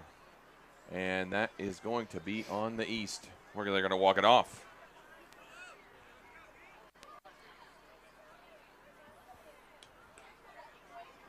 Again, want to thank Alliance Residential Company for sponsoring the live stream, as well as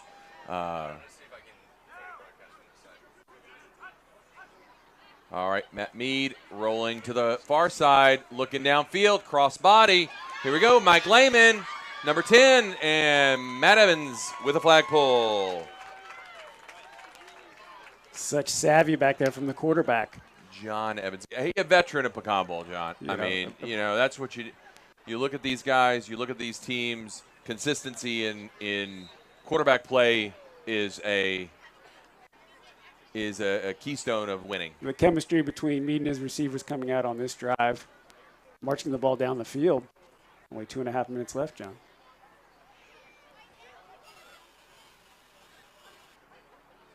All right, Meade, with the they were blitzing hard, the East there. Flag pulled by number 22, Brett Howard, captain of the East Side defense. Looks like it's going to be short of the goal, but it is going to be a Hicks-Davis win.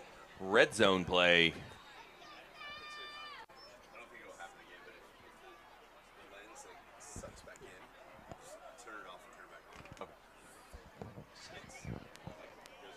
Go sleep. Okay.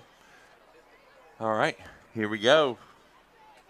Southside threatening on the doorstep. Meade takes it. Looks like he's going to take it himself with a little dipsy-do with John Greiger. And that is going to be a Southside touchdown. Touchdown brought to you by Memorial Village Apartments. Just like you talked about out there, Meade looking so savvy, rolling to the outside. He just took what he could, took what was given to him, flipped it in the end zone for the pass. Man, and with a minute 35 left in the Spencer Fane fourth quarter, there is not much time left. We're going for one or two here. This is going to be a great inning, folks. I encourage you to stick around. Also encourage you to stick around because we've got barbecue brought to us by Red River Barbecue here afterward over at the pool. So please, please stick around. We'd love to have you. All right. Southside. Down by one.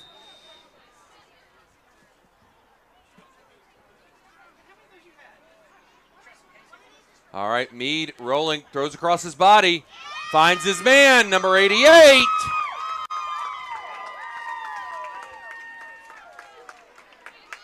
Matt Moore from Dumas, Texas. And it is 14-12 South. Huge, huge play, John. There it is. You look back at the extra points that the East has not been able to convert, and that being the difference in the game, and you got to wonder what could you have done. But the East finds themselves with a minute left to check the Sum Springs Works game clock, them playing from behind. Well, the extra points making all the difference in this game. That it is. All right.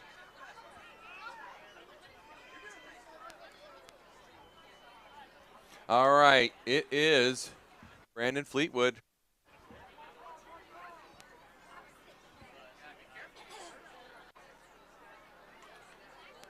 All right. Officials converging on first down. All right, play resumes. Brandon Fleetwood looking deep. Up. Number 34 with his hand on it.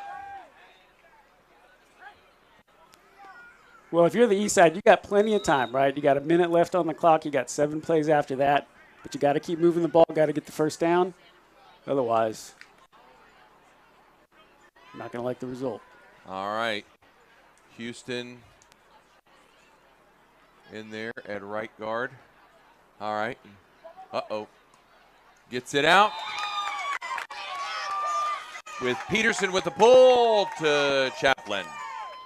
Heck of a pull by Jeff Peterson on the outside. Big fan of mini horses. Old Slappy. Huge, huge fan of mini horses. But you know what? They ain't right in the head. All right. Fleetwood, Piney. 2 receiver set. Goes to the middle of the field. Ben Brettauer. He's still on his feet. I mean, they were pulling his flag, pulling his shorts, pulling his underwear. Tremendous effort by Brett Howard. Good pull by Julian Assange. Leaving it all out there on the field. The turf's holding up here, John. You know, I mean, for being what it is, these guys laying it out there, it still looks good. Again, nice job by the grounds crew. Looks like they might have got a little annual rye out there this year, John. I know you're quite the grass enthusiast. Well, that's true. All right. First down. Foy McLean Uric, Piney. Get that 5 receiver set. Nope. And it looks like back judge was called delay of game. Go play clock violation. We're going to walk this back 5 yards and do it again on a first down.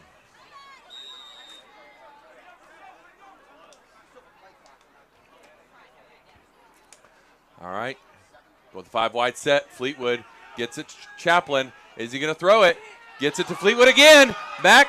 He's still on his feet with the lateral. Uric got his flag pulled. This East Side offense, it's like watching the Harlem Globetrotters. Man, a lot of chicanery on this offense. I like it. We got a double pass, a lateral. The trickeration of what they're going deep in the playbook is a lot of fun here. And dare I say, it looked like it was actually on purpose. Could have been. Could have been. Unbelievable. All right, and I think that's enough for a right asphalt first down. Folks, East is hurrying up to the line. Going up with a 5 wide set. Chaplin in the backfield. Fleetwood's going to tuck it. Gets rid of it. Goes over the middle to Coco Martinez. Flag pulled short of the goal line. Number 3, Martinez getting it done again. Might be our impact player of the game. Do we have one of those? We could. Yeah. We could. Yeah, as part of the John Stevens Law game summary, it certainly could.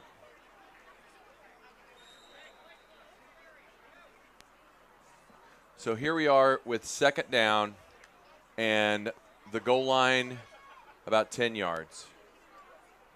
They're sticking with that 5 wide set, John. Everybody out, not blocking these guys, rushing the passer. Got Shiflett coming in untouched. Oh! And with the first reception of the game, number 21, Drew Piney. 0-0, David Michaels with the flagpole just short of the goal line. This has been fun to watch. I think we're on play number. Oh. 4. Guess I didn't quite realize that. But you know what? Jim and Cindy out there, they got to be proud of their boy for pulling that one in. All right, East Side. It is third down. With a little option. Oh. And that is East Side for the score. Number 10, Charlie Chaplin. Old Chaplin. For the TD. And with a quick check of the SPJST Lodge 88 bingo scoreboard, the East has gone ahead 18-14. All right, so what do you do here? I mean, so untimed down here. It looks like they're going for 2. Not part of this. I believe it's outside the 7 untimed down. Right. Yes, absolutely.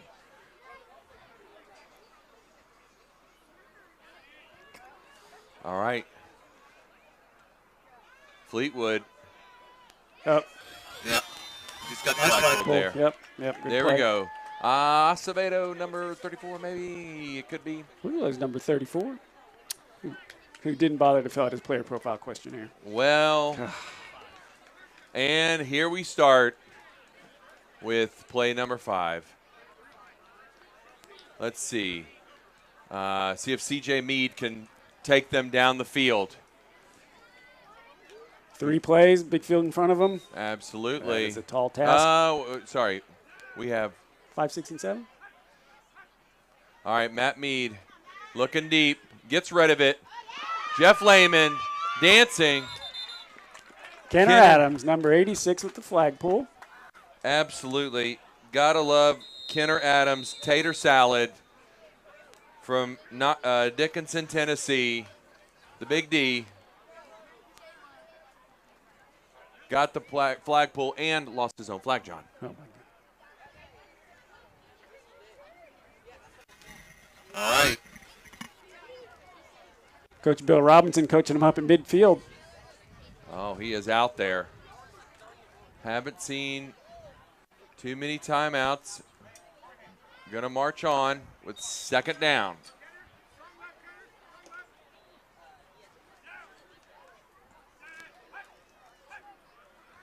Mead takes it, rolling to the far side, looking downfield, gets rid of it. Deep pass. Oh, couldn't quite pull it down. Great defense by Brent Bradauer there. He was tracking that ball the whole way, John. Absolutely. Had an eye on it, wasn't going to let him come down with it. Man, great play on both sides. It was anybody's ball, you know. It was 50-50 and whew. All right, now brings up third down. Wait, Go. Whoop. Replay Looks the like down. there is going to be an infraction on that play, and the officials are going to walk it off against the East. And that was a big one, John. Absolutely. Looks like they are going to be replaying the down. All right. Third down again. Bradauer didn't like the call. Excuse me. Now we're back to second down.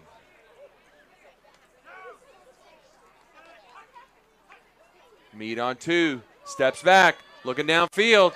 Evades the pressure. Still looking. Finds his man. Number 30.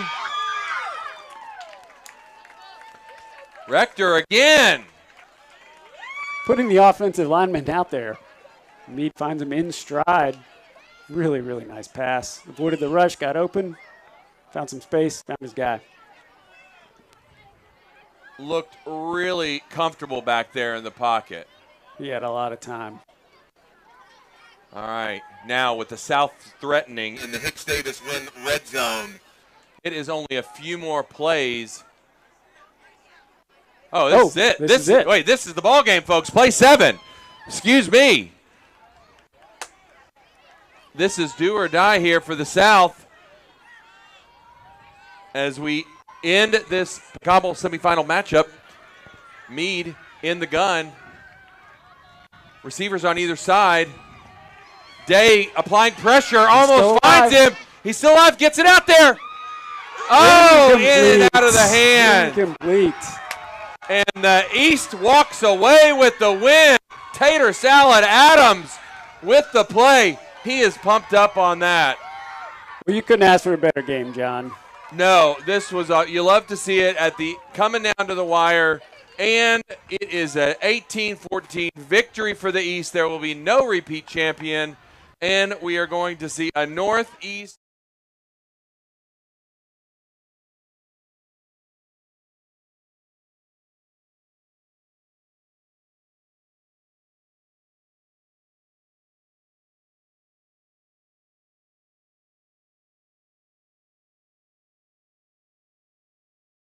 And we will see y'all over at barbecue across the field there at the Wilchester pool. Thanks again, everybody, from the Cougar USA broadcast booth. Signing off.